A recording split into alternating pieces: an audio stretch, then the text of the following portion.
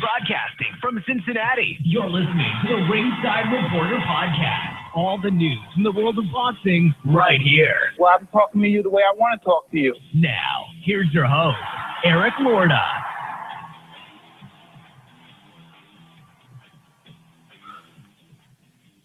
And we are live. Welcome to the Ringside Reporter Podcast, where we talk about the latest boxing news.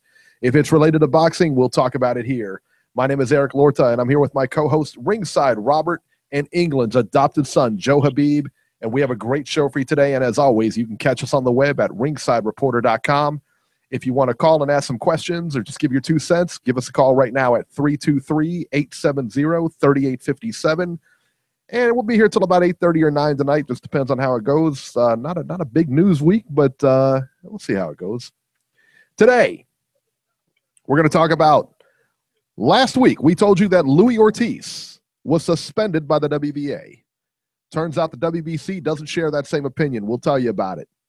Some sad news this week as we had to say goodbye to a couple of boxing legends, and we have an update on the Canelo Triple G rematch, and we'll let you know where and when. But first, we get started with a barren boxing week. The PBC, Anthony Dirrell versus Dennis Douglin. The fight was stopped in the 6th round after an accidental clash of heads left Dirrell's eye badly cut. The physician said that, hey, you can't go on. Dirrell couldn't go on. So they went to the scorecards at that point. Dirrell won by a technical decision by the scores of 49-46 and 48-47 twice. I had Dirrell winning the fight, but Douglin was definitely in it, man. And I don't know. I mean, Dirrell said after the fight, he said, I wanted to pressure him and test myself. He was wearing down, then the headbutt came. I told the doctor that my vision was blurry, and he decided not to let me continue. Well, yeah, I mean, if you tell the doctor your vision's blurry, you're not going to continue. And, I mean, if you couldn't continue, you couldn't continue. Yeah. I mean, it's not like the guy just stopped it, and which I don't blame. I mean, if your vision's blurry, I got it, Was anybody impressed? I was more impressed with Dennis Douglin than I was Dirrell. Just because I thought if Dirrell should have really got rid of. B, what were your thoughts on this fight? I mean, I don't really want to see either one of the Dirrells fight again. I think as soon as they step up in competition again, they're going to get demolished. What are your thoughts on this? Yeah, I thought Jack beat Dirrell. It was competitive, but I thought it was a clear win for him. I know the scorecards suggested otherwise, but I thought it was a clear win. Yeah. The difference that you see in these Dirrell brothers is Anthony is supposed to be the tougher one. And I say that with all due respect to Andre, because Andre's more the guy that's a little bit more defense-orientated, where Anthony's the guy that's a pressure fighter. He's the bigger puncher. And he historically has fought in a more aggressive manner. This fight was very uncharacteristic of him. I thought that first 3 rounds he kind of laid back. I gave him the first round because there wasn't much action out of Douglin. It was more of a fill-out round, but he did land that big punch that kind of sent Douglin back. So I gave him like the first round. I gave Douglin the second and third. I thought he pressed the action a little bit, and he was very effective going to the body. But I gave Dirrell the 4th and 5th, and I think he was doing pretty well in the 6th too. So I thought the fight turned in the 4th round, and it seemed like he was taking control of the fight. But as you said, Douglin was still there. It wasn't like he was going to fold up and go away. But the thing is this, Dirrell didn't fight at that historically fast pace that he usually does, and he was a little bit less aggressive, and he looked like he was trying to load up with one shot and try to make an early night of Douglin. And to Douglin's credit, historically he's always been a pretty good skilled fighter, but never really a durable guy. Like when he gets hit and he's hurt, he usually gets stopped by some of these top or upper echelon guys. We saw it with George Groves. We saw it with in the Benavidez fight. But we had high hopes for Dirrell in this fight. I think at least I did. I mean, he was heavily favored, and sometimes that doesn't really matter because Douglin came there to fight. He was up for the fight. He did everything he could to try to win this fight. I think the referee was a little bit overly officious here. Dirrell was trying to hold Douglin when Douglin got close, and Douglin was trying to break free. And, the fight was a little bit rugged. And that's what's going to happen when you got one guy who's going in there and trying to work on the inside, and you have another guy trying to freeze the action. something's got to give. And if the guy who's forcing the fight on the inside, he wants to move his hands, he's going to try to push himself free of the clinch. So the referee, I think, was really kind of warning Douglin too much. Should have warned Dirrell more for the holding, which he did not do. But all in all, I had Dirrell winning the fight. Did I see a headbutt? No. But I also didn't really see a punch. So I can't say where that cut came from. It seemed to be in a bad spot. The blood was going in the eye. But curiously enough, usually you would finish the round out and at least give your corner some time to work on the cut. But Dirrell immediately said he was having problems seeing. And, of course, if you tell the referee you're having problems seeing, then he's going to go to the doctor, and the doctor's going to do that little finger test, and you're just going to say, I can't see the fingers.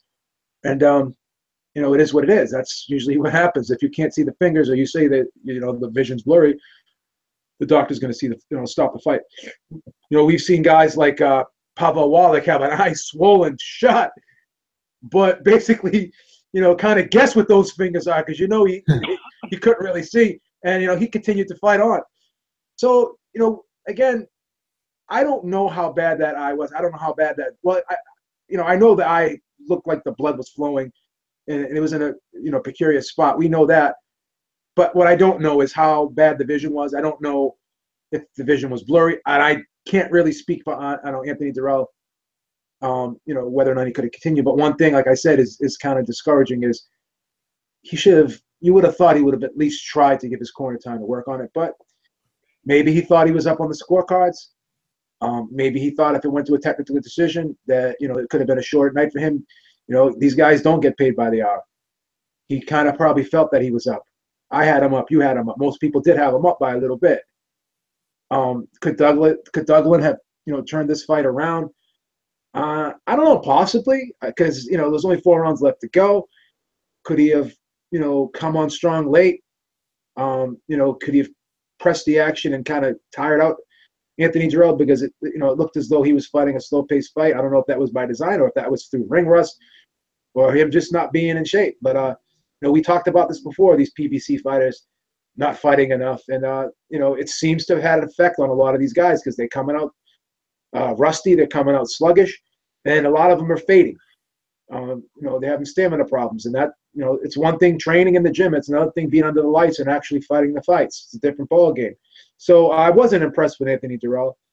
I was more impressed with Douglin. But let's see what happens, man. Let's see what happens, because if you put Anthony Dirrell in with a Benavidez, I think he's going to have problems, and I would definitely pick Benavidez in that fight based off of what I saw. And I don't know how he's going to be able to rectify this because these PBC guys, a lot of them just have been inactive, and they're starting to decline because of it. It's starting to really affect them. So it was kind of shady the way it ended. I don't know what to say, but the one thing I can say is I think that it would have been nice to have at least finished around and see what the corner could have done with that cut. But he chose not to do that, and it is what it is. And this is another situation where we needed instant replay because did you see the butt? Did you see a punch? Do you yourself know, or anyone out there, how do you think that cut was caused? Do you think that Dirrell should have tried to continue? What do you guys think out there in the chat and out there in the viewership, people watching? I'd like to know. Well, the other thing too is that, I mean, could you imagine like guys like Arturo Gatti, Mickey Ward, Corrales? I mean, there's a ton of Chavez. Could you imagine them retiring after this? Yeah. Can you imagine calling for the fight? I mean, I totally hear you. And I think they did this with that Uzgateki fight too. His brother, wasn't it? It was was it Andre Dirrell in that fight? Say that Andre Dirrell in what fight now? The Uzgateki fight or the wasn't it a similar situation where he just yeah. It was a similar situation. Yeah. But he was ahead on the scorecards, and they kind of felt he was ahead. Well, I think what happened, I have to go back and remember what was the official ruling. I think he won by disqualification. And I think Uzgateki was actually up in that fight, or I had him up in that fight. And I think that he was having Yeah, he was winning the fight. Yeah, he was definitely winning the fight on my scorecard. I just can't remember exactly the judges' scorecards, but Robbie said he was up on the scorecards. Yeah, so he's up on the scorecards in that fight. It was a real close punch that, it was one of those things where Uzgateki started the punch before the bell rang, but it landed after the bell rang. And, Dirrell went down. This is Andre now. And Dirrell went down, and you could hear his corner saying, stay down, stay down, stay down. And it looked like he could have got up. I mean, but again, we're not in these people's bodies. We're not taking the shots. But sure, we look at other situations where things have been similar and fighters have gotten up. And, we've seen guys with worse cuts. We've seen guys get hit after the bell, and they've continued. And, I can remember back to a fight with Gennaro Hernandez when he fought, may he rest in peace, when he fought Azuma Nelson, and Azuma Nelson hit him after the bell, right, punch right in the throat. And the referee asked him, can you continue? Because he was getting ready, to disqualify Azuma Nelson if he couldn't continue, or at least, go to the scorecards, whatever. And Gennaro Hernandez wanted to continue the fight because he was criticized so badly in a fight with Oscar De La Hoya, where Oscar De La Hoya broke his nose, and he decided that he couldn't continue. So he wanted to kind of shake that stigma off of, not continuing when he's in tough situations. So, that's one classic case where you see a fighter who definitely could have bowed out and he would have gotten a decision, or he would have got won by disqualification, whatever the case may be, because he was definitely winning the fight anyways. He was putting on a masterclass performance against Azuma Nelson. So that's the thing. We've seen other fighters act differently in similar situations, under worse situations in a lot of cases, and they continue to fight. And coincidentally, these things seem to happen with the Dirrell brothers. Respect, it just it happens a lot with these two brothers. But I will give Anthony credit because it looked like a riot was gonna kind of occur and transpire outside the ring, and he immediately diffused it. So kudos to him for doing that. Came in the ring and brought Douglin's mother in the ring, who also trains him, and he was like trying to calm everyone down, and really hug the mother and say, it's okay, I get it, it was a great fight, he did a great job, whatever. And I commend him for doing that. But all in all, it just looked a little bit suspect because it happened so fast, and he didn't even try. He didn't even make an attempt to see if that eye could have been worked on. And look at Vitaly Klitschko. Look at his eye against Lennox Lewis, and then you look at right, and then you look at this eye, and then look at Pavel Wallach, like I mentioned earlier, and how his eyes would get swelled up, and Turo Gotti's face would get swelled up. And these guys continued to fight on. Muhammad Ali, may he rest in peace, broken jaw, continued. Arthur Abraham broke his jaw in a fight, and he fought the whole fight and ended up winning the fight. So we've seen guys gut it out, and I'm not going to be a hypocrite and question the hearts of fighters, because I know I criticized Teddy Atlas for doing that. But we just have to look at what we've seen over the years through all fighters, and just compare the situations. And it's so coincidental that these types of situations continuously happen in fights with the Dirrell brothers, or at least a couple of times with Andre, and now we have it with Anthony. So yeah, Robert, what were your thoughts on the fight? Well, first of all, I want to congratulate Beeb for coming on the right side of things and understanding that Premier Boxing Champions doesn't do its business properly. They pay fighters for sitting out instead of actually fighting, and I think that's pretty disgusting. I don't know how these contracts are written, but to get over 200 fighters to agree to this garbage is beyond me. It's affecting the performance in the ring. I have said for months now I don't like the way they do their business, and this is a perfect example. I believe the last time that Anthony was in the ring was like April or May, and he didn't look good then. And then of course Andre had his thing with Aztecky, and of course the riot broke out. That was the card in Maryland at that new MGM place. Look, we love this sport. That's why we do a podcast on it every week. But things like this have to be pointed out. And if we're going to do our jobs properly, we've got to point this stuff out. You can't have basically over 200 fighters sitting around doing nothing.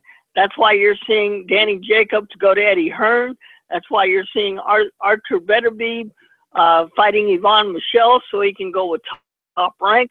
I think eventually you're going to see more and more fighters, if they really care about their careers at all, start leaving, because inactivity is not good for your career. You can only fight for so long. As far as this fight goes, props to Douglin, but Dirrell didn't look good, and I think he just wanted to quit. I think he saw the cut as, hey, I'm winning the fight, I'm bleeding, I can't see, I'm just going to take my money and go home.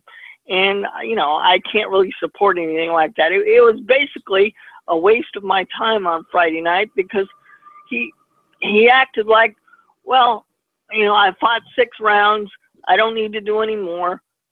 You know, fight's over with, I'm done, you know. And Arturo Gatti, Mickey Ward, Tracy Harris Patterson is another one.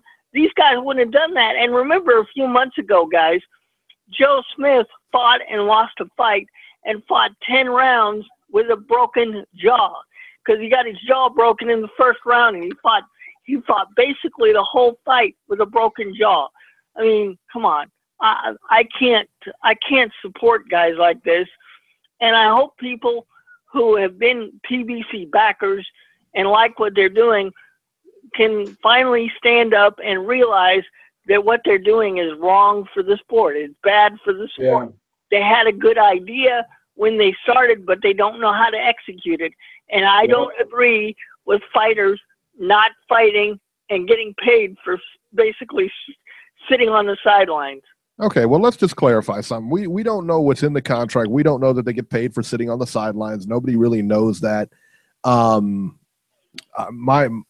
would think they get paid when they fight. I don't know that they get paid to sit at home. I don't know that they get a regular check. So, I mean, that's just a disclaimer here. I don't know that, and I don't think anybody else knows that either. That being said, you know, what about these guys do have promoters?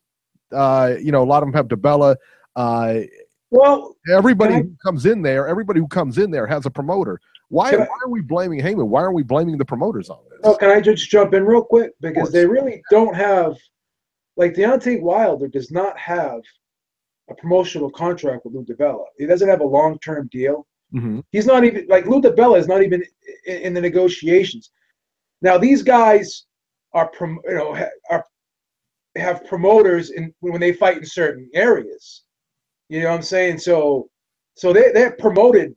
Like, there's a couple of promoters that Heyman uses for these shows. He uses Leo Margolis from Warriors Boxing. He uses Lou DiBella. And I think on occasion he'll use Michelle with Stevenson when they fight in Canada. But none of these fighters actually are signed to a promoter. Errol Spence is not signed to a promoter.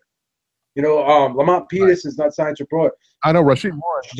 Rasheed Warren doesn't have a promoter. Yeah, none of these guys have promotional contracts. And, you know, sometimes that can be a problem, because when you are signed to a promoter and that promoter is basically dependent upon you for him to eat himself, he has an incentive to keep you active.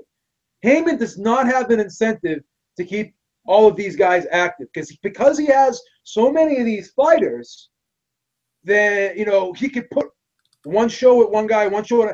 He's going to continue to, you know, profit off these guys because there's so many of them, and because of that, they're going to suffer because they're not going to get dates. You know what I'm saying? And a lot of these guys are probably going to jump ship. And I was a little bit skeptical. I know I've been really hoping, and I've been rooting for this PBC whole product to work, and I've been one of the supporters since day one. But I also said that I was skeptical that all these fighters would be happy, because there was too many fighters, and I was wondering how are they going to have enough dates to keep all of these fighters happy. And we've seen ESPN's no longer on board. We've also seen that these CBS and NBC fights that they were showing before, they seem to have gone away.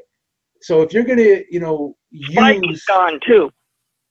Oh, I occasionally thought that there's some of the shows on Spike. So if you're just gonna use Bounce TV and FS1 as your main avenues to show fights, I don't know, man. I mean, how many people actually have FS1?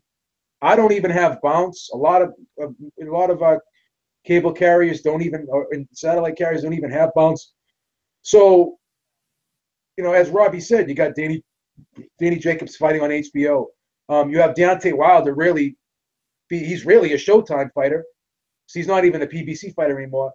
I think in recent months, or at least this past second half of this past year, have really, really kind of gone downhill, and we're seeing a lot of fighters. Even Errol Spence coming off the biggest fight of his life against Kell Brook, and when that fight with Lamont Peterson comes around, he'll have been off 9 months, and this is the second long layoff he's had, and he complained about having a long layoff, leading up to that Kell Brook fight, and he complained about that having an effect on his performance. These guys are in the prime of their careers, and the way this is going, if they don't make a decision to do something to advance themselves, then they're going to waste away prime years and a lot of potential big paydays by going down this route. So I agree with Robbie here. I tended to always fight him when he used to say this, because Robbie was skeptical right from the beginning. He always brought up these points, and I didn't always want to listen to them because I wanted to actually see it play out. But when you really think about it, at the end of the day, you have all these fighters, you have minimal networks that will carry these fights, and you have minimal dates. So the only one that really wins here is Heyman. And I think, these and some of these guys like Lou DiBella, who can continue to promote Deontay Wilder as long as he fights at the Barclays and then fights in New York, whatever. But other than that, guys like Errol Spence are losing. Now, Errol Spence is going to make $3.5 million. That's fine. But he could make, more than that if he's able to fight 2-3 times a year. And he's able, and if he makes that $3.5 million and doesn't look as sharp because of the layoff, it continues to look, continues to look like he's showing signs of ring rust. When he fights someone like Keith Thurman, or he fights someone like a Sean Porter or Danny Garcia, then he could lose because he's not active, and then all the paydays go away once you lose. So I don't know. There's a lot of ways to look at this, but I don't like what I'm seeing so far. I don't like what I'm seeing. What I would like people to do, those of you that are listening or watching, on the chat, start paying attention when you see PBC cards on TV, how the fighters look, and then start paying attention when you see an HBO show, an ESPN show, that kind of thing, and see what the difference is between a Premier Boxing Champions fighter and someone who's not affiliated with Premier Boxing Champions, and start comparing the performances. I think you will see that those that are affiliated with Al Heyman, because Al Heyman basically is controlling over 200 guys' careers, I think you're going to find that the sharper tools are the ones that are not affiliated with Al Heyman. I think you're going to find that Bob Arum and Oscar De La Hoya and Tom Loeffler and other big-time promoters, Eddie Hearn, are going to have better products to present to you. If you want to debate me and say I'm totally wrong, start doing your homework and start paying attention to performances. I think you will find anybody affiliated with Al Heyman is going to have issues because they don't have enough activity, not enough dates, and, things like that. I think the problem. I'm sorry, Beeb, but go ahead. Oh, I'm just saying. And lastly, how do you promote a guy and try to increase his popularity? I know Ray Boom Boom Mancini mentioned this, and it was a great point. I'm not going to say this without mentioning his name because he was one of the first guys to say this. How are you going to increase a guy's popularity when people are only seeing him fight once a year?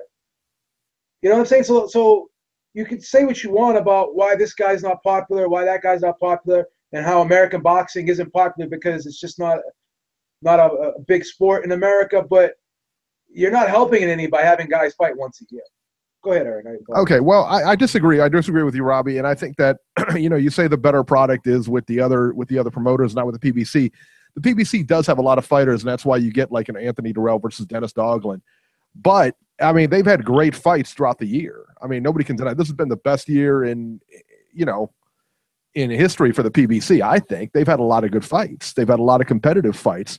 So I don't know that you can really say, and that goes. Look at that HBO card a couple of weeks ago that we were forced to watch. Are you serious? You're saying that's a better product?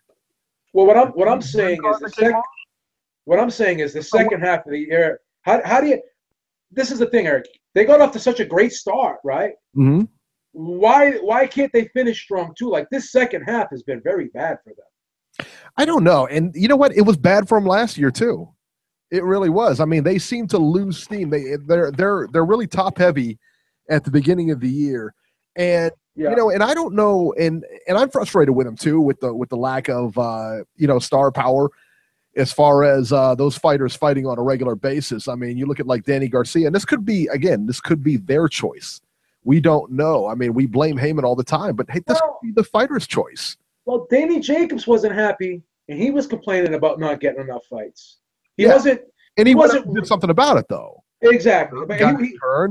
If he did this, because Heyman is not a promoter, and everybody seems to blame him, but you got to think he's not a promoter.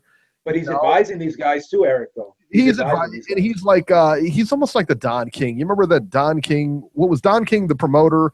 And his son Carl King was the manager. Yeah, was the manager. Yes, correct. So it was a conflict of interest there for sure. And the PBC, of course, is run by Heyman and everything like that. But look, Danny Jacobs went out and got himself a promoter, a real promoter, and now he's getting fights. Exactly. And that's what he did, and he's well within his right to do that. Everybody who fights under Heyman is well within their rights to do that. Yeah, you're right. They don't want to pay the money, and I think that's what happens. Is they don't want to give the promoters the money, and so Al Heyman's going to make fights anyway. If he's going to make fights, why would I go out there and get a promoter? But you still have to have a guy promoting the fight. So Heyman is working with promoters. DeBella comes in. Yeah.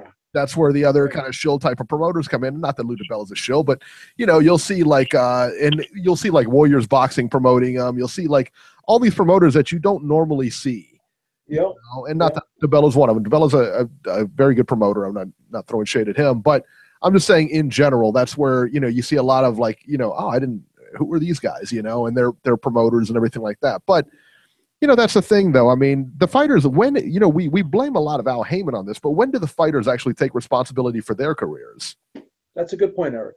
That's a good point as well. Something to think about, that's my point. I think they're going to have to start taking responsibility, or Al Heyman is basically going to ruin all kinds of careers here. Because they're allowing him to basically control what's going on with their career, and I don't think that's appropriate. But I want you guys to both think about this. This just goes to show you, Eric, one person cannot run the sport of boxing, Well, I mean, who knows? I mean, it's never been done, so who knows? And it takes a lot of resources too. He's the manager, not the promoter.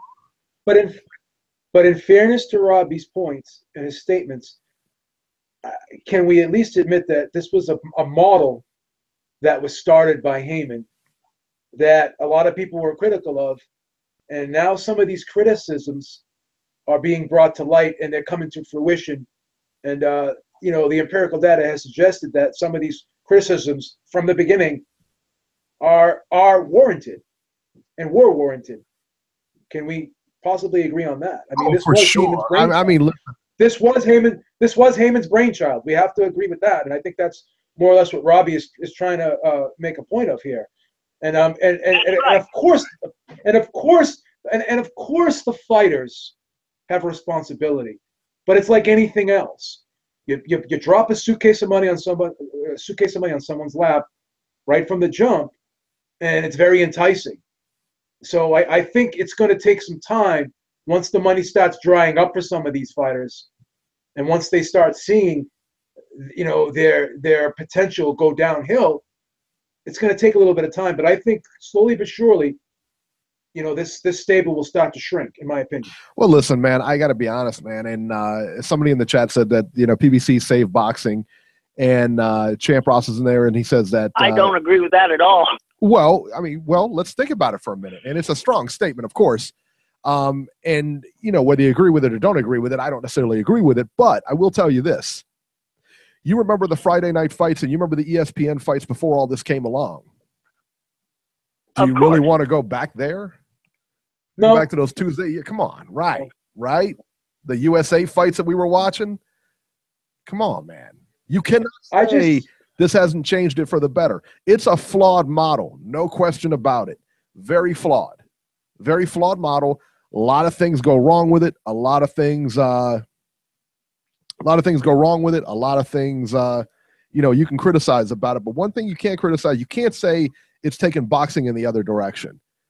It's done nothing but enhance boxing. It's just frustrating. It is frustrating. I agree. Frustrating to see these guys waste all that momentum that they build up. You know what I mean? Like they have all the fighters. These other guys don't have all the fighters. So it's like you have everything. The table is set. We're ready to eat the steak now. Like, why? It's like you rent out that big fancy ballroom. You got all that china on the table. Everyone's invited, and then you bring out some Salisbury steaks instead of the prime rib. Why? You have that prime rib back in the kitchen, but you're not serving it to us. Right. You're giving us the Salisbury steak. Don't tease us. And then when we come to the party one day, give us that prime rib. Then the next day, we're expecting that prime rib again, and our lips are salivating because we want that prime rib again. And then you come out and give us the Salisbury steak the next party. Give us the prime rib all the time. You know why? Because you have that prime rib already stored in the freezer or in the kitchen. It's not like you don't have it. Golden Boy has one fighter, essentially. Okay? Top Rank, who do they have right now? They have a couple fighters. This PBC entity has all of the big fighters. This welterweight division should be unified by now because Heyman has all these fighters. So I don't know. That's just my opinion. Yeah, it's a tough one, but like I said, man, I'd much rather have these days than the days that we had with the old ESPN Friday night with guys that Eric, I would be more happy with it if it was run properly and these guys were more active. I don't like the way the business is being run. Well, listen, simple as that. Rome wasn't built in a day. Rome wasn't built in a day, and things. Sometimes things tend to get worse before they get better. But I don't think this is an example of that. I think it's definitely gotten better than where it was. I think this is horrible for the sport of boxing with the way they're conducting their business.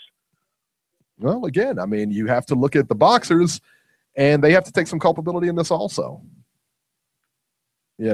So, all right, let's move ahead here. Let's talk about the second PBC.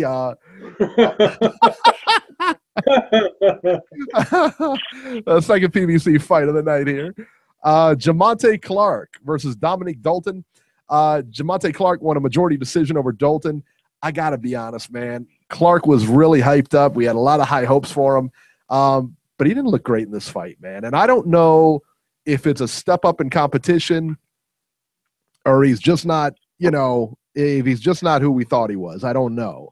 But is he an Ohio guy, Eric? Absolutely, he's an Ohio guy.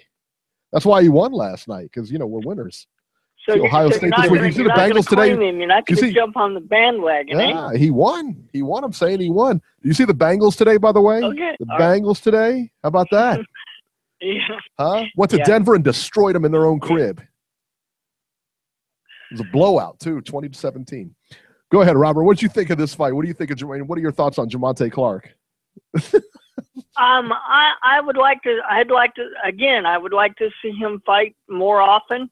I think inactivity again is a problem here.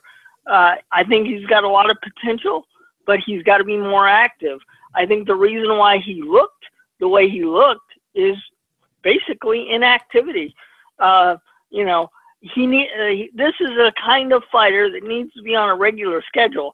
I like what I see, but you have to refine the skills, and the only way you can do that is to be inside the ring, not in the gym. I like what Clark has to offer. I want to see more. Beeb? He just fought in June. Well, and before that, he fought in March. Good, he fought in March, he fought in June, and he fought in November. I mean, that's 3 times this year. Okay. Well, he did not look very good, Eric. Well, that's my I didn't know whether though. it was inactivity or whether this is, Right. Well, that's my point, I don't know. though. I didn't know anything about the guy he was fighting. So. we just got in the chat. I guess Jason. I think it's Jason, isn't that Jason? Yeah, it's Jason. Yeah, from Georgia, the one that calls in. Yeah. He's in the chat saying he's the new Corey. He's on hold. Yeah. He's gonna set us all straight. Yeah, he's picking up the Corey mantle. Oh my God. Oh, wow. Beeb, any thoughts on Jamonte Clark, Dominique Dalton? It wasn't a great fight, but what can you say? That's sometimes it just plays out like that. Yeah. Yeah, that's how it goes, man. Yeah. That's how it goes. All right, let's talk about actually, you know what? Let's go to Jason real quick. He's on the line. This ought to be good. Against my better judgment. This is against my better judgment, by the way. And then I think Wood is on the line too. Yeah, I think Wood is on the line too. We're going to get to him because he was actually at the fight. And he had a story about Adrian Broner. Yeah, he was actually. Yeah, Broner was there too. I guess he was. What in the world, man? What is going on with Jason, man? What is wrong with this guy? Let him in. He's in the chat. He's going crazy over here. Dropping F-bombs. My man. He needs to calm down. He needs to calm down. All right. Area code 706, Jason. TBE. About fucking time, man. About fucking time. Jesus. Hey, you're being a new Corey, Jason, so congratulations. Can't sit around listening to Robbie making shit up all night.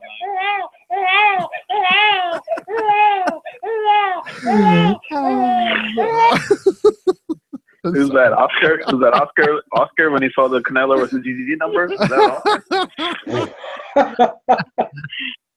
Oh god, that's hilarious. Oscar's eyes look glassy and red in every interview I see these days. What's going on with that guy? Oh, he's a mess. He is a mess. He's an absolute mess. Oh my god. Mess. Yep. Have you guys noticed? I have. We'll talk about it later on in the show, man. So what was your thoughts on the PBC fights, man? Because I know you're a big PBC defender. What was your thoughts on this dynamic card they put together? Hey, who is Robbie just saying hasn't been busy this year, and you guys corrected him? Who was he talking about? Jamonte Clark. I was talking about Devontae Clark. I didn't because he's still a developing fighter. I didn't realize he'd fought 3 times already this year. Jamonte Clark is from Titletown, son. Another guy that just came back now, Jesse Vargas, that signed with Al Heyman. Everybody's saying, oh, now he's not going to be busy. But I was looking at BoxRec, and Jesse Vargas fought once in 2016 and once in 2017. So how the fuck is he not going to be busy anymore when he hasn't been busy the past 2 years anyway? So how does this even start? This piece of that. Well, Jason, listen. With Bob Arum. Montero just did a video. He said, listen. That piece of shit Montero just did a video. He said, I don't know what Jesse Vargas is doing with his career. He's not going to be busy anymore because he's going with him. And I'm like, he's been with fucking Top Rank for the past 2 years, and he's only fought once a year. So what the fuck? He's probably going to do the same shit again. So what's the difference? Why would you say that about Montero, man? He's got the nicest things to say about you. That's a fucking piece of shit.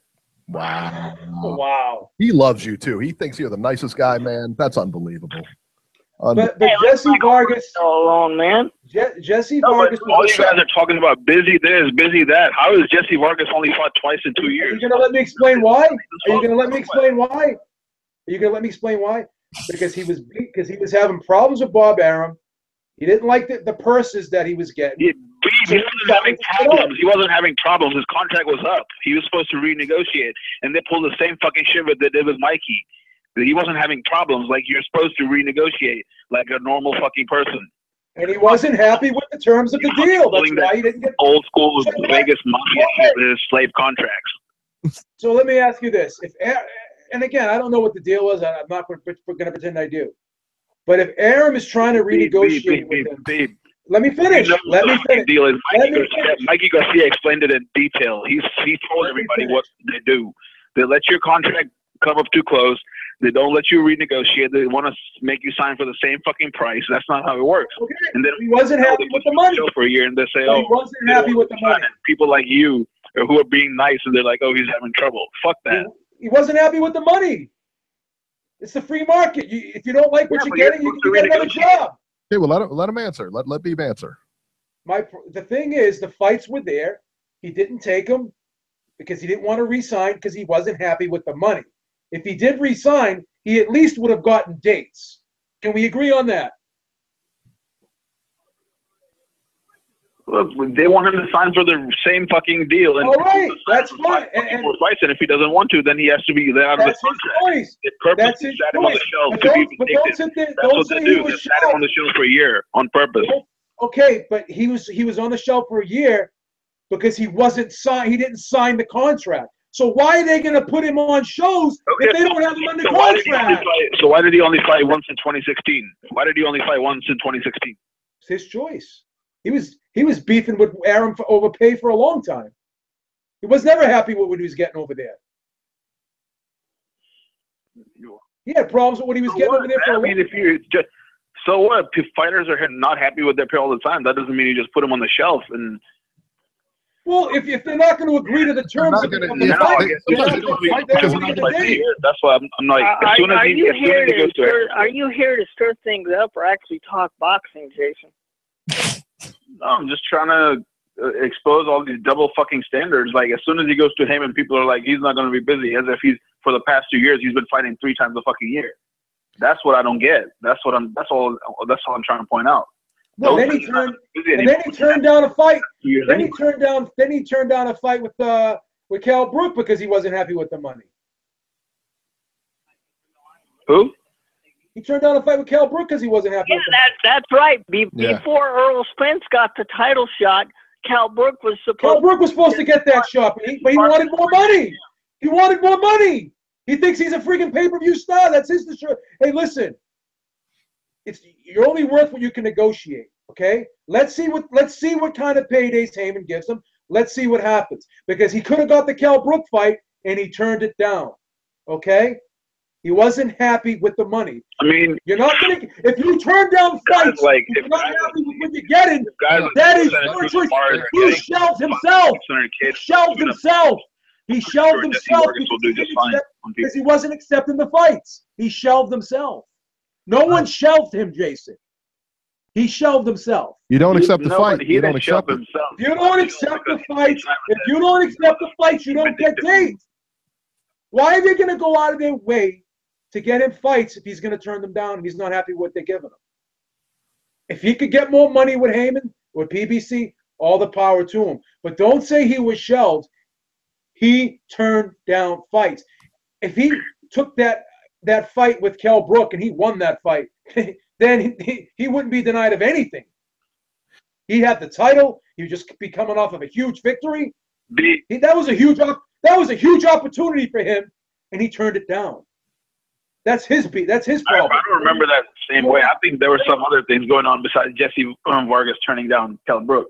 But what was it then? Your fucking contract is up. You're supposed to renegotiate. Go do a Google search. What was it? Sneaky ass shit. You know what? Wasn't happy with the money. I'll tell you what, Beeb does bring up a good point because you think about it here for a minute. When you ask somebody to do something, all right, if you're at work and you need somebody to do something or wherever you are, and you say, hey, can you do this for me? Or can you do this by Saturday? And they say, nah, I can't come in on Saturday. I can't work overtime. I can't come in on Saturday. Okay. I may ask them again, hey, can you come in next Saturday? Nah, I can't do it. Once it's once or twice, I'm not messing with you anymore. I'm not going to go to you. All right, can I make a point real quick? Can I make a point without getting interrupted real quick? This is becoming a fucking pattern. This is not just one person. This is Mikey. This is Brandon Rios. This is Jesse Vargas. Same fucking thing happened to all three guys. They were put on the shelf for longer than 12 months after they were told, no, we're not going to renegotiate your contract. And they said, okay, we want out. They didn't let them go. They put them on the fucking shelf to be vindictive and to try to ruin their fucking careers and take a year off them. This is like a pattern. Three fucking guys happened the same thing, and they all went to Heyman.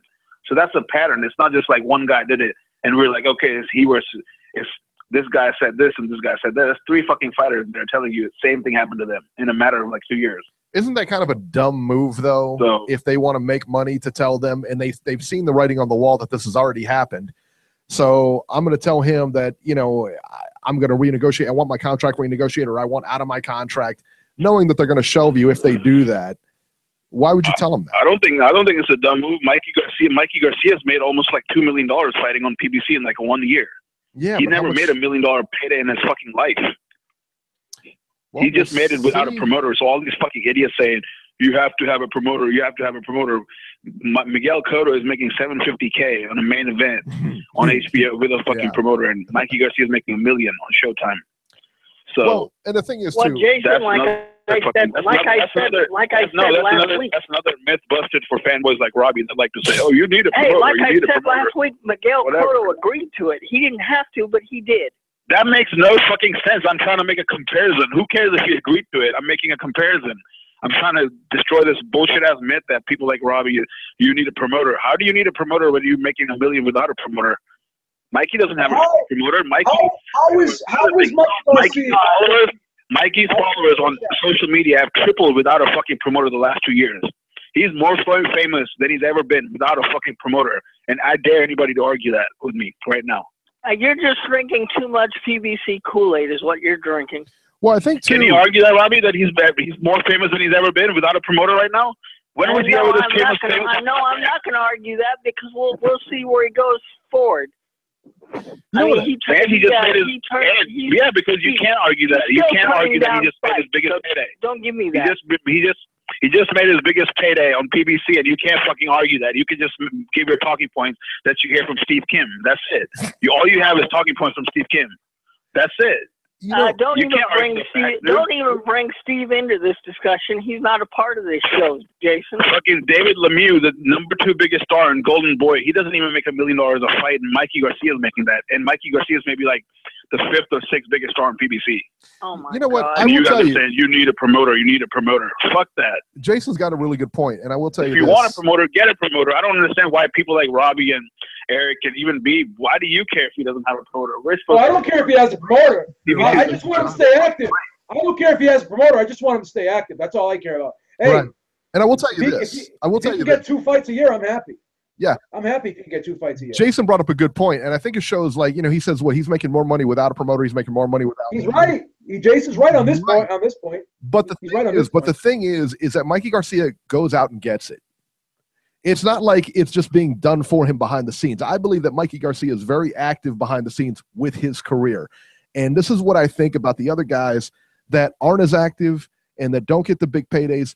I don't believe they have that drive. You know what I mean? I think that Garcia wants it, and you see him going to get it. I think he has a lot to do with it. I think he has the most say-so to do with his career. When you see some of these other fighters, I think maybe they let the people do the work, not them do the work. You know what I mean? And I really think that may be the case. like Leo Santa Cruz isn't like a self promoter, but he's still making $1 million paydays. He just made like $750K to fight a total bum in California like last month. So he's still fucking raking in cash, 7 figures to fight bums, and Cotto's making that much on HBO. So it's the same shit. Without a promoter, he's making the same money for a tune-up fight. And he's in a smaller weight class, and he sold like 4,000 tickets. He's making the same money as Cotto. Why is Errol Spence? Why the fuck would he sign to do a promoter? No, but listen, why would he sign to a promoter, get the same money, and give away more of his money when he's making the same money anyway? Why would he not answer me this question? Give away 10%? Answer me this question. Or sign with Golden Boy and give away like 20 or 30%. That makes no sense. All right, but answer me this question. Why did Errol Spence have to beat Kell Brook? Right? Why is he being shelved until January? He only fought one time. He's not being shelved. He's not being shelved. You saw why don't you capitalize on that? Why didn't he get a fight? You saw that. Why didn't he get a fight in November? Why didn't he get a fight in September, October, after just winning the title in the biggest fight of his career? Why is he only fighting one time? Why does he have to wait till January to get a fight? You think people are That's a good move. Even That's a good move, though. But that's a good move. Tell me that's a good move. Tell me that's a good move, though. Tell me that's a good move. You think that's a good move? But call it both ways. Call it both ways. When they do wrong, you got to say it now. They fucked up with Errol Spence. They're fucking up with Errol Spence. They're fucking up with Errol Spence. Beeb, when you say this, you're assuming that Heyman can just force any guy to fucking get in there with Spence. He can't force them to get in there with Spence. That's not a fair thing. That's not a fair thing. That's not a fair thing because there's always somebody out there that'll fight you. Always. Come on. I don't care who it is. You can find an opponent. Yeah, but then we don't want him. Then we don't want him to fight a total bum, and then we're gonna be like, why is he fighting this total bum? Yes or no? Yes or no? Agree. We've seen PBC cards out there with a squash match. Spence. He's fighting Peterson. Peterson's a top 10 guy. Absolutely. That's beautiful. That's beautiful. But why does he have to have 9-10 month layoff in the process of making a Peterson fight? He already complained in the Kell Brook fight.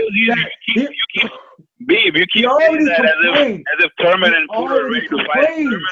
Thurman is fucking he's like traveling in Kathmandu and Nepal and shit, and Porter is being a little bitch. So what? Who else are they going to go to? Peterson agreed. He said, but I want to fight in January. So what? Listen. Why did he already complain about having a long layoff before he fought Kell Brook? And he said that affected his performance. Apparently, this is the prime years of his career. Why would you not keep this guy active? At least if you can't get a big name, put someone in there, a lower top 10 guy or someone in there. And then put it in Texas. You're not, and put it in Texas, exactly. Charlo's. Why? And you got why fighting in New York. Yeah, okay. All right. Even last month, he said he was on Hot 97 or whatever on Breakfast Club. He said, I don't want to fight Figueroa or anybody. They said Figueroa, but I'm like, no. So, and even Porter had a long ass layoff because they offered him Jose Tito Lopez on the Mayweather and Matt card. He turned that down, so he got pushed back 2 more months. So Porter now, was injured. If you don't want to take these bums, Porter had a family. Come around here and say, "Oh, you got shelved." What the fuck? Well, let's put all the facts on the table now. Well, you're not putting any facts on the Porter table. Because Porter was injured. Porter was injured. I think it was a family issue. He said he pulled out. That piece of shit pulled out of the fight because he didn't like that fight. He had a family issue. He had a family. Someone died in his family. Somebody died in his family. Somebody died in his family. Somebody died in his family. He had a death in the family. That's why he didn't fight that. Yeah, he had a death in the family. Wow. Now you're asking for obituaries now. Now you're asking for obituaries. You're not even gonna take the man at his word. Wow, you're cold-hearted, man. Your guy gets fucked up. Wow, you want an obituary. You want an obituary. Eric, get Ken on the line. I can't believe what I'm hearing. I want an obituary. Get Ken on the line. Yes or no? Yes or no, Jason? Jason, he's like, I don't like how nobody's talking about this fight. That's what Porter was saying in his gym during the interview. He was like, this fight is getting no shine the week before he pulled out. So I never believed that anyway. Well, be sure to collect a nice check from Al, Jason. That's all I can Jason. Why? Jason, yes or no, though? Jason. Collected from Oscar. How many checks have you collected from Oscar and Aram? Yeah, I don't need to collect no checks, but it's obvious. Yeah, you must be collecting checks. You must be collecting checks if you're buying defender I've ever heard in my life. Oh my God, you must be collecting checks if you're buying piece of shit pay-per-views like Canelo and Chavez, or watching Cotto fight fucking Common Guy. You must be collecting checks for sure. Why else would you watch bum-ass fights like that? Hey, I have a job to do, so I watch the fight. Yeah, okay. You're not. I'm not the only biased one. Don't act like you're fucking perfect, Robbie. But Jason, Robbie, let me ask him a question. Robbie, let me ask him a question. That's all I can say. Let me ask him a question, Robbie. Jason, can you anything I said that was not factual? Can you say that at least? Yes. Would you like to challenge me? Anything I said wasn't factual? Yes. You said that Porter pulled out because he didn't like the fight. That wasn't factual. No, number one, I don't do this show to argue with people, but it's obvious you want to put on a big display and show yourself off, so you just go right ahead. Ooh, he's calling you a grandstander. He's calling you a grandstander. Well, let me ask you one legitimate question. And you answer this. Yes, Beeb was screaming. Wait. Answer the question. Are you really happy seeing Errol Spence fight once in 2017? Are you happy with that? Yes or no? No, but Beeb. Thank you. I feel validated. Let me answer now. You think Andre Berto, fucking Porter, Thurman, if they're not wanting to fight Spence, who the fuck else is he gonna fight? And if Peterson says January, then they're like, all right, fight in January. Who else is he gonna fight? There could have been. There's someone out there. There's someone out there. That was like a career ender for him. Jeff Horn would have fought him. Yeah, Jeff Horn. There you go. Jeff Horn would have fought him. No, Jeff Horn called him out. Jeff Horn called him out. Why would he fight Spence? That makes no sense. Why not? Why not? Sure, Chris Algieri would have took that rematch. You bet. Okay, who is Jeff Horn fighting now? Who is Jeff Horn fighting now? What is his name? His mandatory? What is it? Corrigan? Is it Corrigan? Maybe I don't know. I don't even know that guy's name. Then if he wins that, he gets to fight Terrence Crawford. Yeah, good luck with that. Yeah, and he's probably gonna. Terrence Crawford is a smaller guy. He's a 140-pounder. He's not Spence. Yeah, we'll see. All right, gentlemen, we got to wrap this debate up. We got to wrap this debate up. As always, Jason sets us in our place, and that's see you what later, we appreciate. All right, Mr. Boy, Beeb. See you later, bye, Jason. All right, man. All right. Appreciate the call. I mean, he was right. I give him credit for some of his points. I just have to challenge him on some of the other ones. I'm not gonna sit there and say he was totally wrong. Yeah, he made a lot of great points. Good points. He's got a lot of valid points. Until he wanted to see. He's got a lot of points. I don't like the way he presents himself. I was with him until he wanted to see the obituary for the family member that passed away. After that, I had to cut him loose. That wasn't right. That wasn't right. He wanted the obituary from the family member. That's horrible. Jason wins by stoppage. Yeah, that's absolutely disgusting. And that call was brought to you by Al Heyman. Oh, I love Jason's calls, man. Let's bring Wood on. Let's bring Wood on, Eric, if he's there. Are you, Beeb? Are you watching the chat's going nuts? I am. The chat is funny, man. Hey, we got to keep bringing him back. The chat likes him. The chat likes him. He's a fan favorite. There it is. A fan favorite. That's right. He's a fan favorite. I love it. Love it. All right. Let's go. 937. 937, you're live. Hello, Wood. Can you bring some sanity back to this podcast? Nah, man. The toothpaste was out of the tube. Jeez. The toothpaste is out of the tube. I don't even know where to. How are you going to follow that? I don't even know how to follow that up. Oh, Jesus. I'll tell you how we follow it. Corey's on hold. Let's start this way. Eric, let's start this way. Eric said you were in Flint. What did you think of the weekend's fights? I really don't know what to say, man. I mean, it was kind of a mixed bag because I think it was a homecoming fight for Anthony, and make what you want to make of that. But I mean, it was some guy. Actually, the undercard, before the televised portion, it was a couple of important fights on there, or interesting fights, and then I think also Ryan Carl, I thought him and the Martin kid kind of stole the show. And then the whole the main event, it was what it was and what it was going to be from the beginning. But it was some other important. It was a couple of debuts on the undercard, the untelevised portion that was pretty interesting. Leon Lawson, who is, the infamous Leon Lawson from the Jose Uzcategui incident in D.C., his son fought on there. I'm not sure. I can't remember if it was his debut necessarily, but I think he's a super welterweight or middleweight maybe. But he knocked out somebody in the first round and looked pretty good. It was interesting to see Leon Lawson on the apron again. I believe the word is that he's not allowed to work any championship level fights moving forward. But his son was very impressive. I guess he's been fighting for a pretty long time, even though I think he's in his teens. So that was kind of interesting. the kid from the D.C. area, Keyshawn Williams, I believe. He had a first-round knockout, I think. He looked pretty good, although, you know, it was like his debut. And then I think Barry Hunter was in the building. So it was interesting to see those guys work up close. Trying to think who else was on that undercard. A lot of fights, I think 3 key fights did get canceled on the undercard. So that was kind of, you know, took the fight down. I mean, the card down a little bit. Yeah, Terrell Williams from California. It was interesting to see him in the ring again, based on everything that we've seen transpire with Pritchard Cologne, you know, over the last year and a half. I tried to get a word in with him, but I don't think he really wanted to speak to anybody. So it was interesting to see him in the ring again.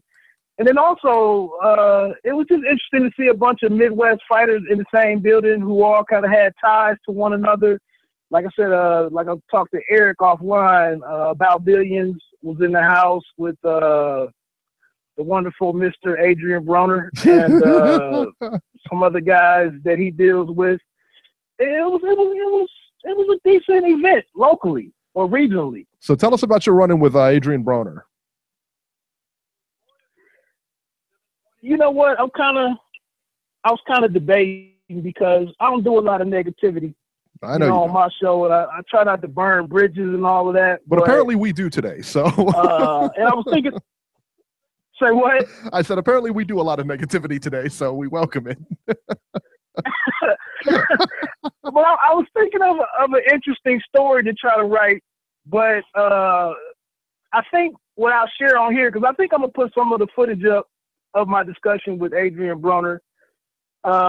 He just still seems to be a guy that's very out of touch with what his position is in the game and what his stance is and what 2018 might hold for him. And, you know, I was trying to ask the guy, where does he reinsert himself in the picture? Although, you know, 140 is kind of wide open now that Crawford has vacated everything and is going up to 147.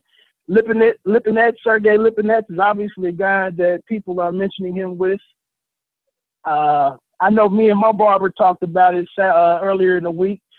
I couldn't put any money against, on Broner in facing most of the top guys at 140 because I don't know what kind of effort level I'm going to get out of it.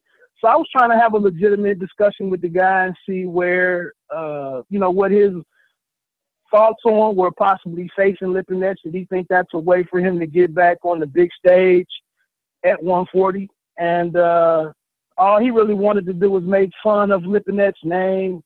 My lip is wet, my thighs and my leg is wet, or whatever, some stuff he said. And it's like I couldn't have an intelligent conversation with the guy. Right. Yeah. I don't get him sometimes, man, because he tries to stay relevant. You know what I mean? You want to stay relevant. People want to, but I don't get him sometimes. I really don't. You know, I mean, that was a perfect opportunity to talk about it and to talk about where he's going, you know, and what he's going to do next. You know, I don't know. I don't, you know, but, you know, instead of just playing around like that, it's like you said, I mean, just have an answer like, hey, I'm not talking to press tonight, or I'm not, you know, I don't know. And that's what, like Corey Lee just said in the chat.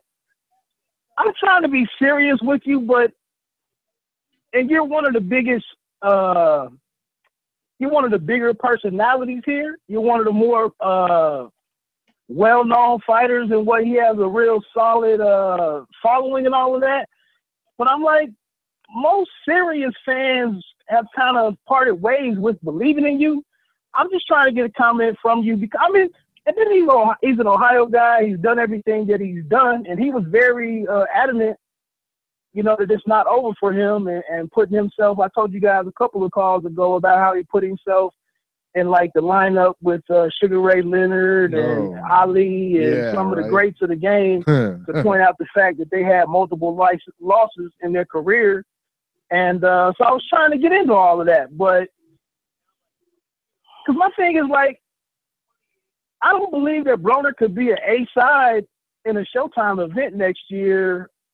You know, he would have to be paired with somebody for it to be a good event. Well, I mean, don't you think? Am I wrong in thinking that? Yeah, I think you are, because I mean, don't you think Lipinets? I mean, he would be the A-side there. I think for sure he's the A-side. Saying. I don't think going into it, I don't think Broner could be the A-side of anything. You don't think he'd be the A-side in the Lipinets fight? I think I don't know, man. I don't think. Where do you put that fight at? You saw the crowd in Cincinnati against Granados.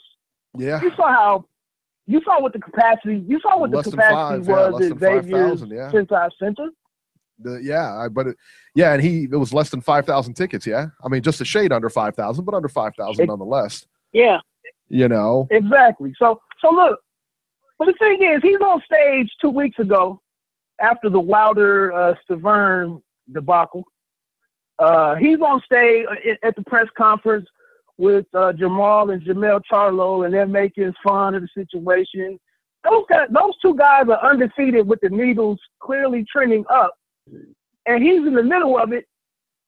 Like, he doesn't have, like he's on the same level as those guys when he's clearly not. Yeah, no, he's definitely not on that level. No way. And I mean, truthfully, I mean, you talk about the Lipinets and everything like that. That's really the only guy. That's really the only guy I could see him getting a marquee, or being the A-side with. Any kind of marquee opponent, any kind of name opponent. No, he's not the A-side. No, because I haven't seen him on fight lately, but I don't know if he'd do well against him, or like Jose Ramirez. I think Ramirez would blow him out at this stage. I don't know. I don't know. Like, but again, like Ramirez or Imam. Again, he's the A-side in those fights. But I mean, as far as like, you got Errol Spence and you got all the big names out there. I mean, obviously Errol Spence is at welterweight, but with any big name, or any even name, he's not going to be the A-side with. But there's not that many big names at 140 right now because and the other thing too is he's not. And Wood brought up a great point, man. He can't even draw in his hometown. That fight's going to take place in Brooklyn. I mean, that's where all their fights are. That's where their fights are going to go. Remember, Eric, you've told me several times whenever he's fought in Cincinnati, he doesn't even want to help the promotion. So he doesn't. How are you going to get people interested in buying tickets if you don't want to sell your own fight? Wood's a great example, where he tried to get an interview from him. Wood's an Ohio guy. He tried to get an interview with him, and he just kind of fluffed him off or whatever. And that's what it is. Yeah.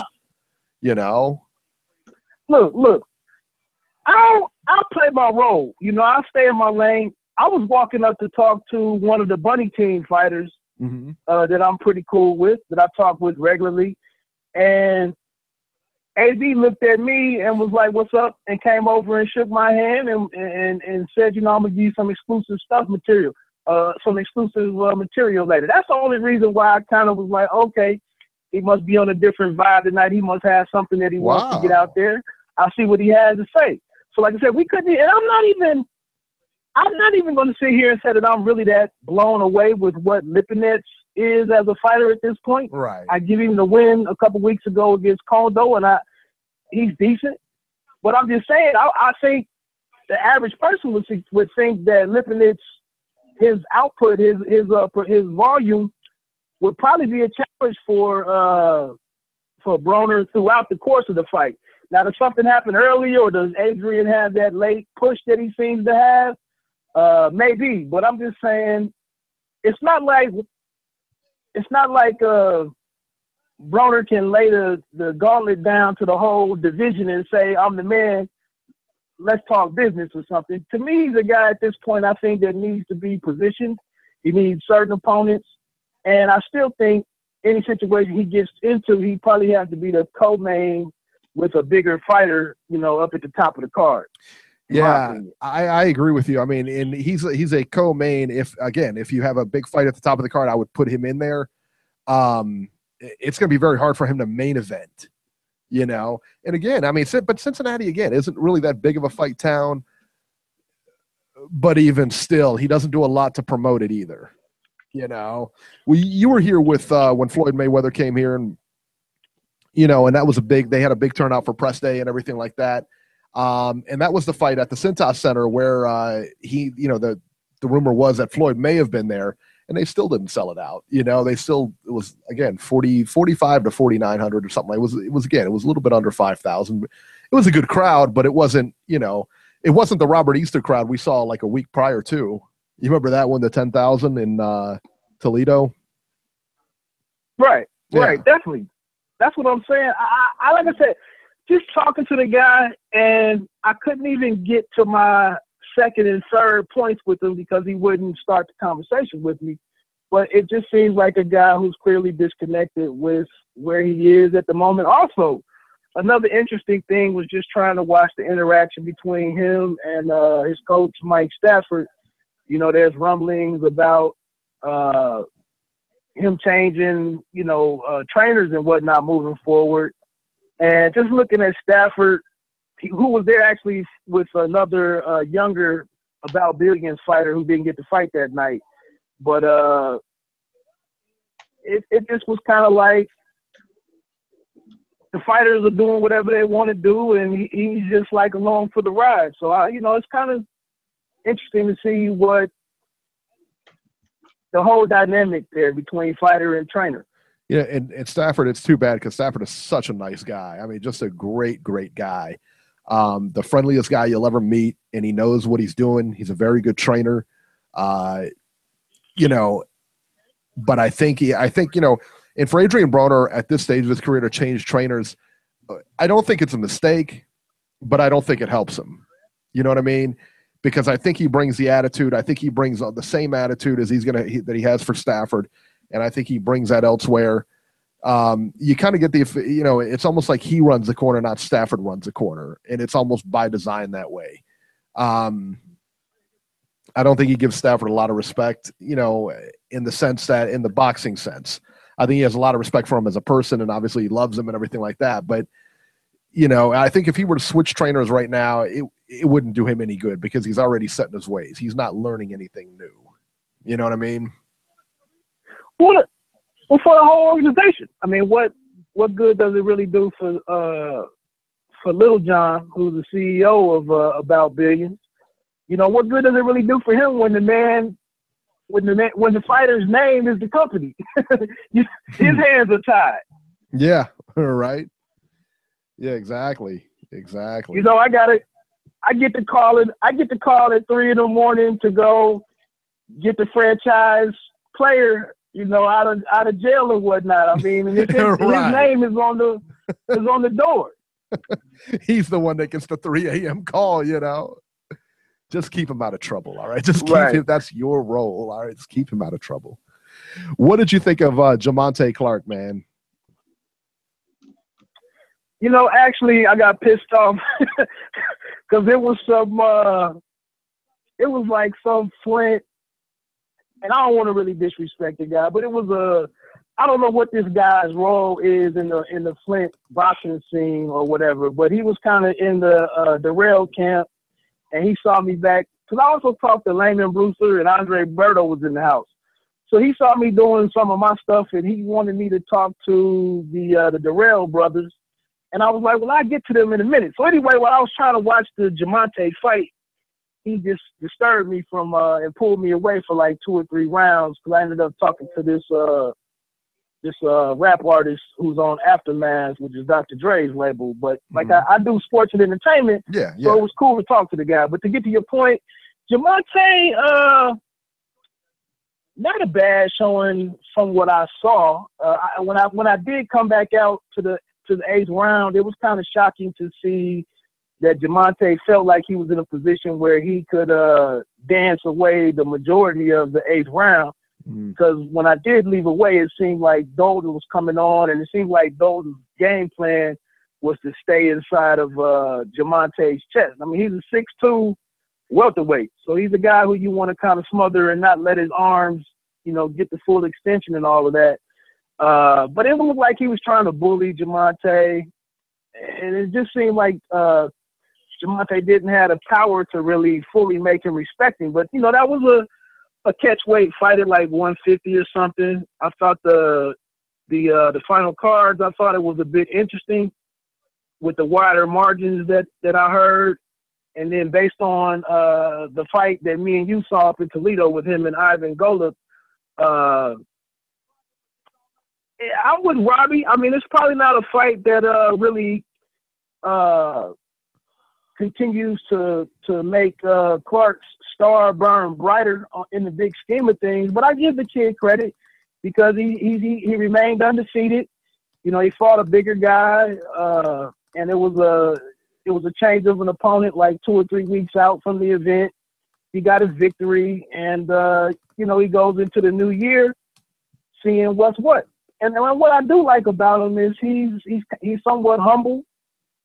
He's he still listens to his trainer, and he's there to fight. So I give him some positives, but we'll see what happens as he continues to face better competition. Yeah, for sure. I don't know. I was talking about him earlier, and I don't know if when he moves up in competition, if he's going to be able to handle that competition. The guy he was fighting was not exactly a razor's edge type of, great opponent, and he seemed to have a lot of trouble with him. I didn't think he looked great in his last fight, to be honest with you. I just thought, like I said, I mean, moving forward, I don't know if he needs seasoning, or I don't know if he's just not ready for prime time just yet. I don't know. Well, he looked great. He looked great against the Japanese kid. Okay. Before Golub. Yes. Right. And that was a guy who had never been stopped before, and he stopped him. So, but his last two fights, it's a mixed bag with Clark. Yeah. And I don't know, maybe they are stepping up the competition with him and he's passing, I don't know. I don't know what's because I wasn't really familiar with Dalton, that's for sure. So Dalton was blown out by Justin DeLoach on a PBC show. Like, DeLoach truly outclassed him in the first round, and then DeLoach took his foot off the pedal the next 7 or 9 rounds. I can't remember if it was an 8-rounder or a 10-rounder, but DeLoach took his foot off the pedal and just kind of played with him the rest of the fight. That's really all I know of Dalton. Gotcha. Yeah. It's But I think the important thing for Clark is to stay undefeated, to get the victories, and to continue to be in a discussion. And he's developing a relationship with premier boxing champions, whatever that means or doesn't mean, Robbie. And like I said, he just sees where it goes next year. According to Robbie, means he ain't going to fight again. Hey, Wood, that's all we can do at this point. But the more I watch these cards, the more I'm convinced there's a big problem here. Now, Robbie, I will say this. If you look at it, it seems like the PBC seems to go into struggle mode a little bit every year as it goes up against college football and the NFL. Oh, yeah. No, it happens every year. You're right. Mm-hmm. Yep. Yeah, that's a good point, Wood. I never thought about that. I don't know if that's the situation. But one of the interesting things, though, I know you might have to move on in a second, get some other people in. But another interesting thing was just get a chance to talk to, and I'll have a video out there later in the week on the YouTube channel. But I talked with Clarissa Shields. I actually got to talk to her for about 12, 15 minutes. Wow, look at you. She has a pretty interesting fight coming up against an American champion in Tori Nelson, who's like 17-0 with, 18-0, I think, with 3 knockouts. It's a couple of mutual opponents there, or sparring partners, or they fought in the amateurs. It's a little bad blood there. I'm actually going to talk to Tori Nelson this week, but they fight in January. And, yeah, that's the first Showbox card of the year. She's going to be headlining it. Yep. Right. So I don't want to give away all of my information right now. Just check the channel. But it was just interesting to see what could set things off for next year, with the on the women's side. And obviously Shields, she just has a chance to really do something with the game. I don't have any skin in the game as far as Nelson versus Shields. Like I said, it was interesting what she had to say. I will say I think this might be Shields' last fight with Showbox, and I think they'll be going into negotiation with what their relationship with Showtime is moving forward. But I just think that Nelson could be a little bit more interesting than some of the Europeans that we've seen. And also, how does Shields face Nelson with the Christina Hammer fight being on the horizon like this? Is that I can't think of the phrase. Is that I can't think of the phrase of what they call it, but what you're looking for? What does this fight prepare her for that one? That's debatable. I still don't really. I haven't seen much of Hammer, so I don't know what she is and what she isn't. Hammer's the one. A good game. She's confident. Yeah, isn't Hammer the one that got kissed at that weigh-in, Beeb? No, that was the welterweight. What's her name there? The one that unified all the titles.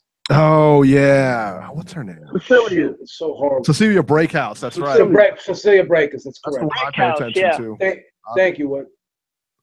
Thank you, Wood. Yeah, I get to watch her press conferences all the time. But no. Yeah. But no, like I said, I don't want to come out with everything some of the information that I was able to get up there. I have some of that up on the channel and even on next week's podcast. Mm-hmm. I just want to check in with you guys, and I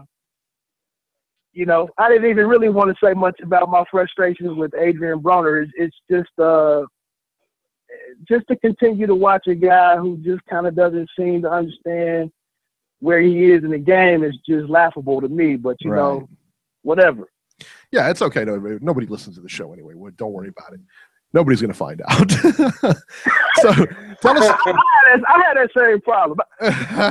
So tell us where we can find you. The funniest thing was, and I'll keep it quick, but the funniest thing was we were walking along and he was giving me the BS and talking like the sideways stuff.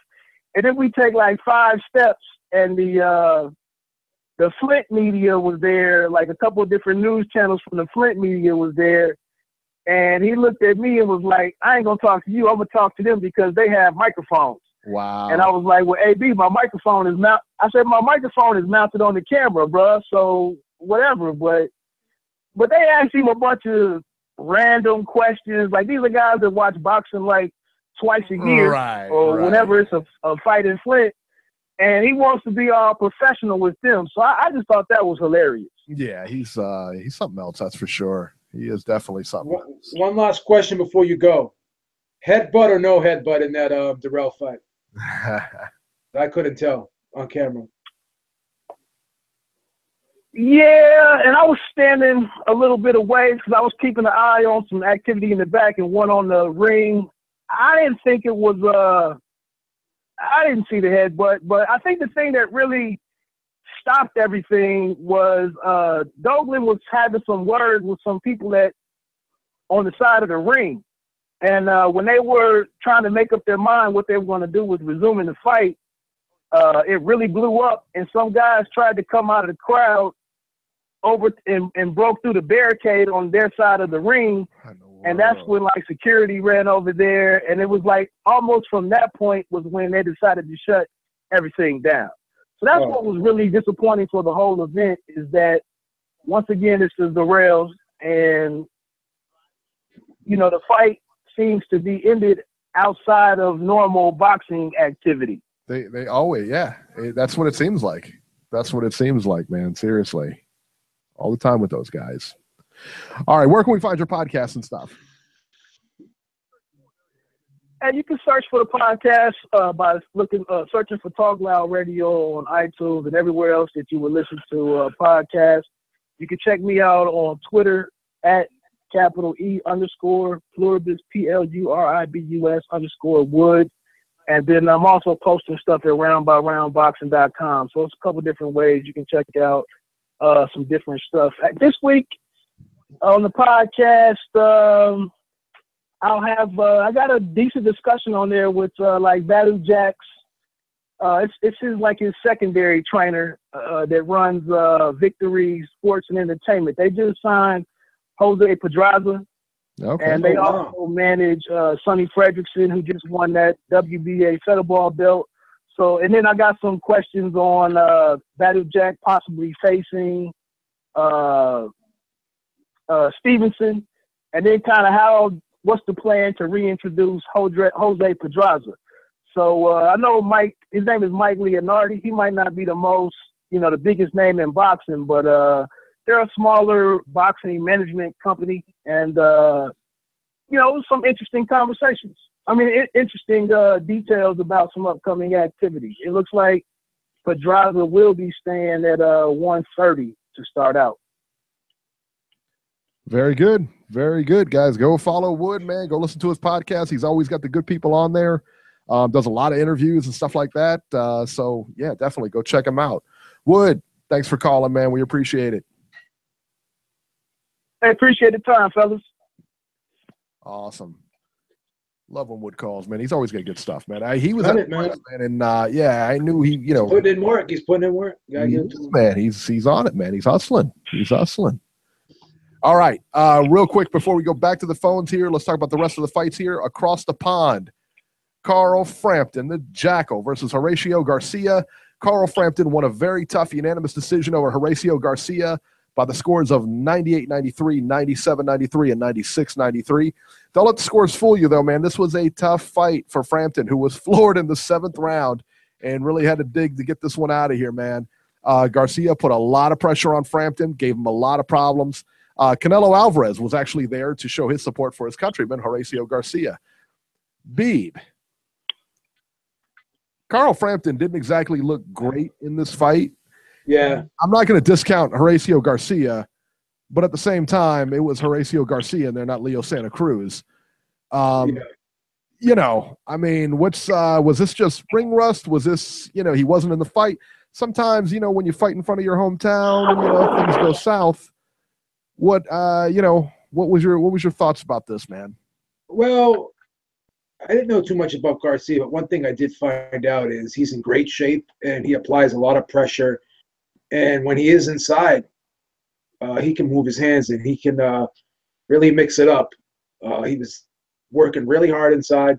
And one thing I did like about him was he was really good at shortening up shots and putting punches together and varying up his attack.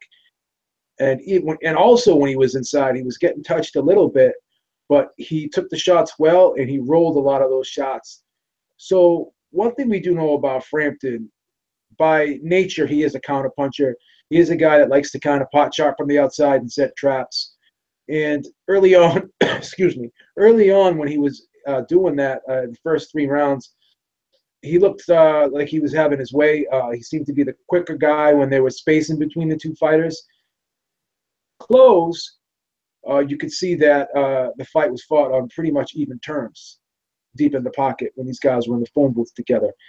Now, you heard the announcers throughout this broadcast say that it was a tactical error by Frampton by fighting off the ropes and letting, Garcia, pin him there and letting him get up close and going toe-to-toe with him on the inside. But at some point, you have to say, this isn't by choice. This is, Garcia is imposing his will on Frampton a little bit because Frampton's never been a guy that's been a volume puncher. He's never been a guy that moves a lot. He's never been a guy that fights a fast-paced fight. And we have seen him get off to quick starts, particularly in the first half of fights.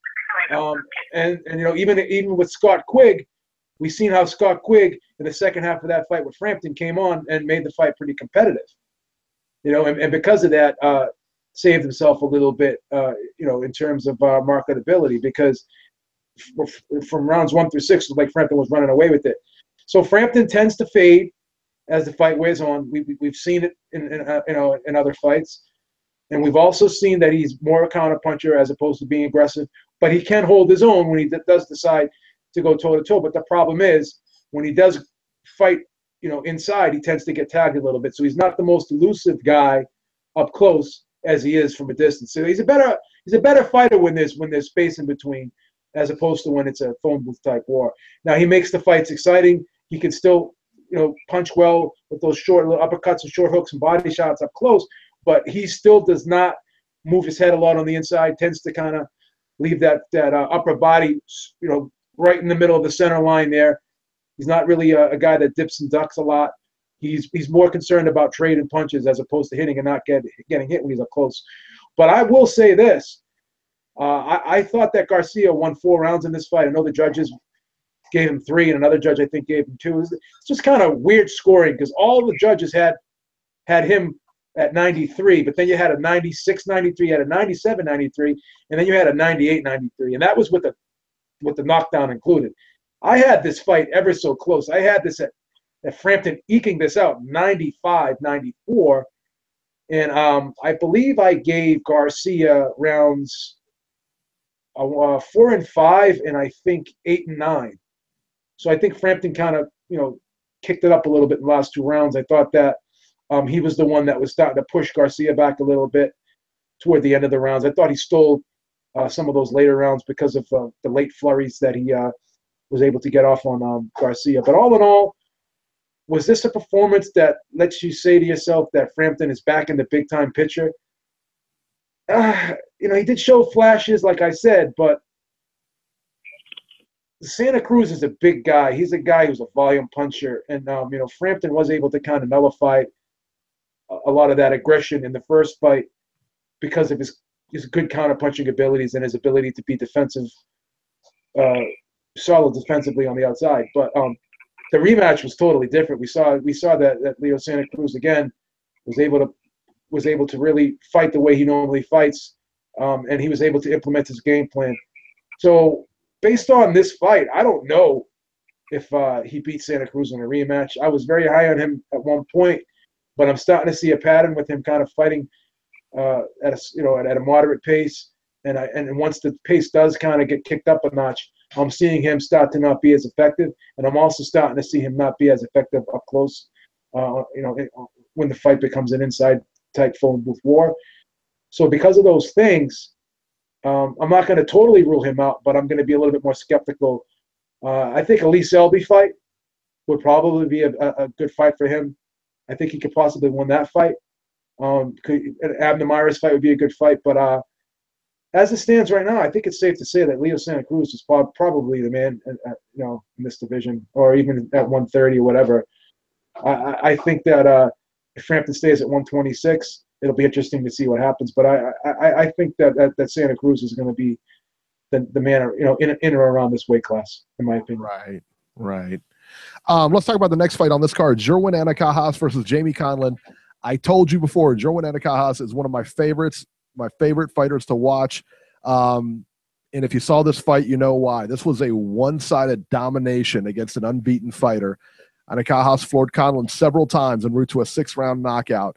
He dropped Conlan in the first round with what I believe was a body shot. He clipped him right to the body, and then he came over the top of the head with the right, and it was a delayed reaction. So delayed that the broadcasters in the audience had no clue what happened.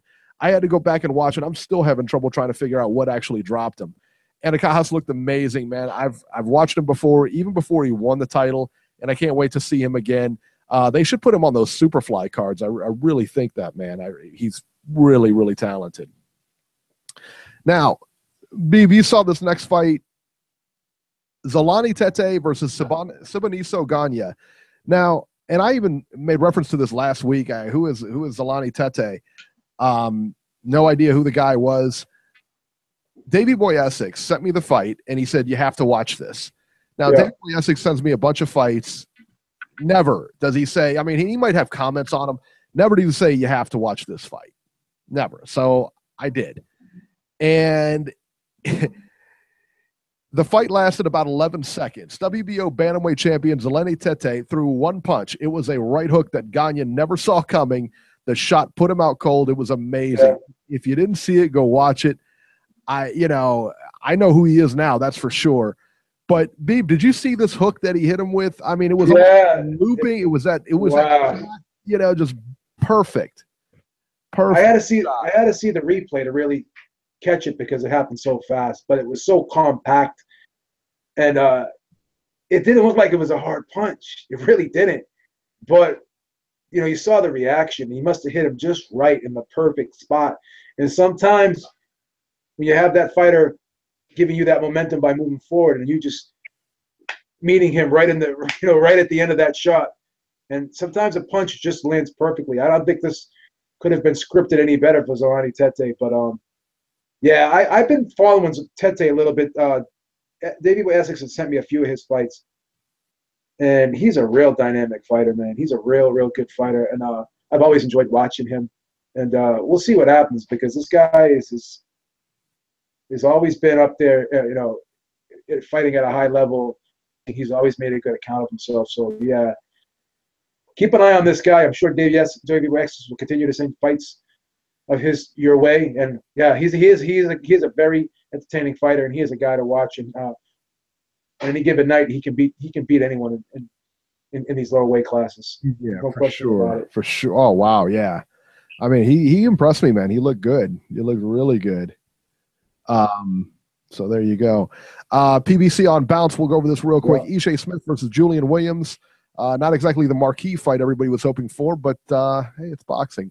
Julian Williams won a unanimous decision over Ishe Smith last night, 99-91, 98-92, and 97-93. It was a rough fight, man. 3 headbutts by Williams. All of them were unintentional.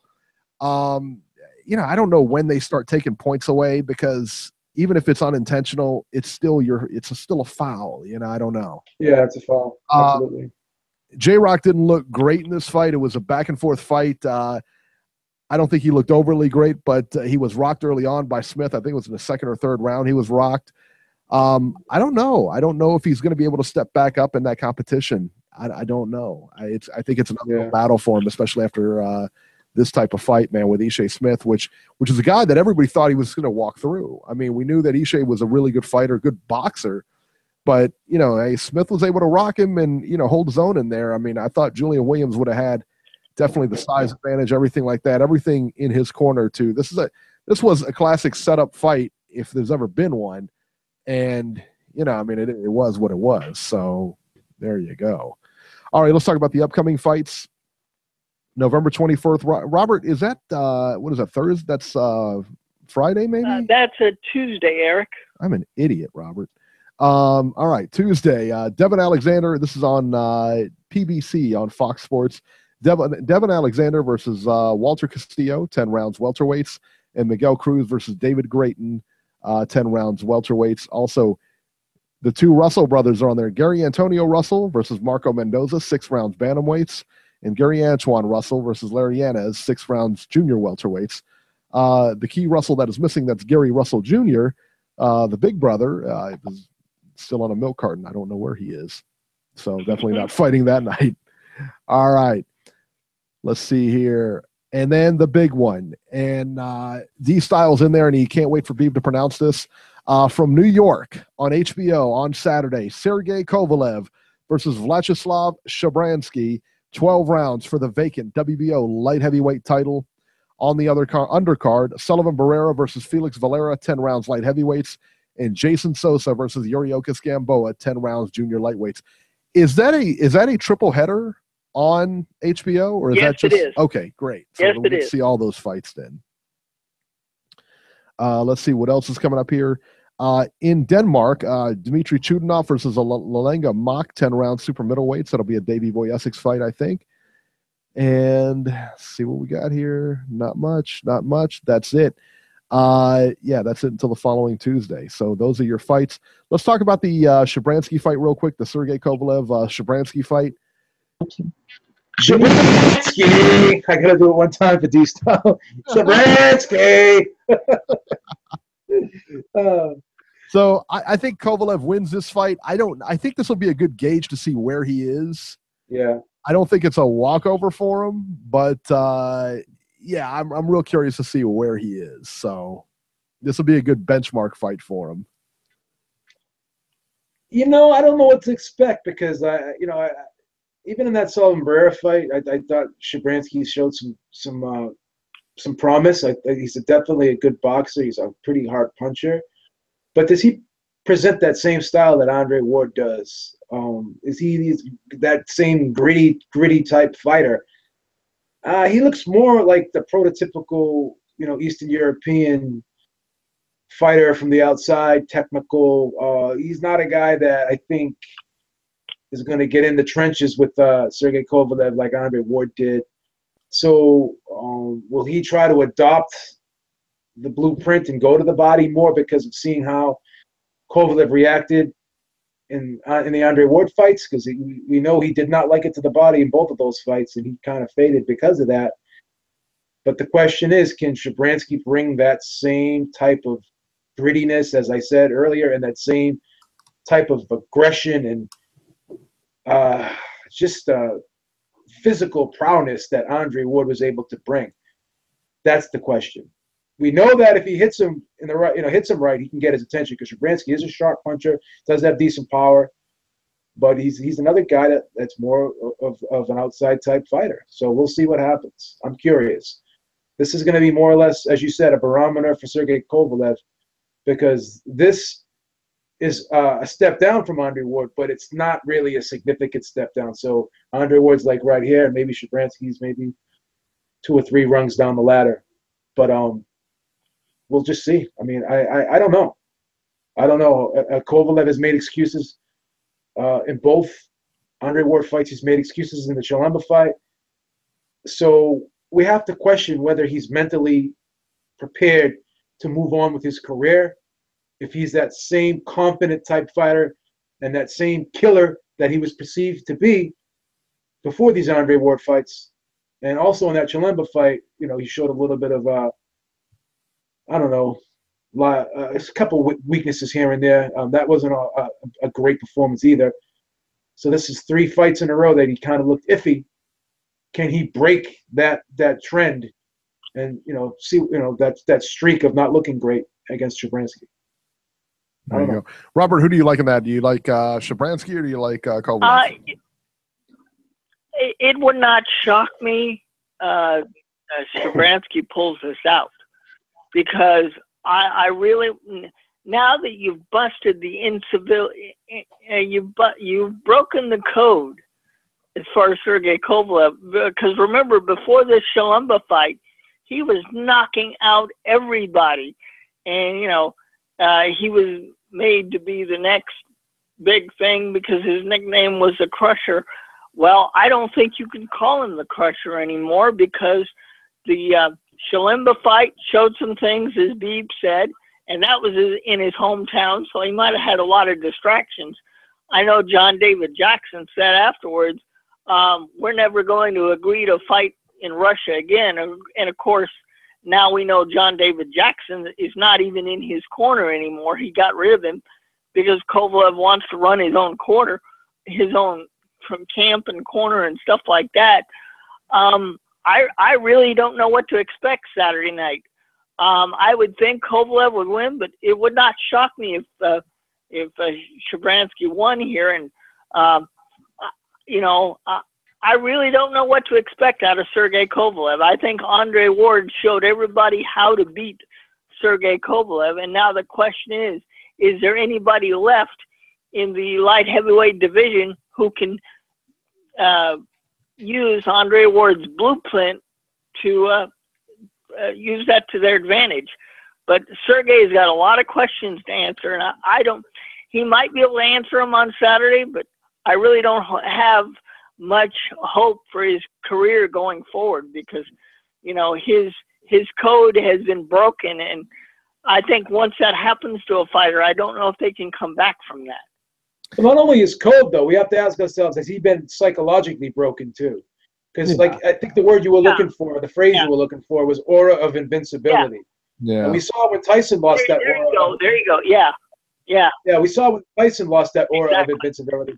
And usually these types of fighters who usually are the guys that win the fights before the bell even rings through intimidation, once that factor has been taken away from them, they're never the same historically. So let's see if this guy can bring that same and that same type of presence into the ring next week. I'm so curious about this fight. This fight is very intriguing to me. All right. Well, listen, we just got a request from Georgie in the chat. He said, put Corey on. Hey, Georgie says it. We got to do it. Area code 804. 804, you're live.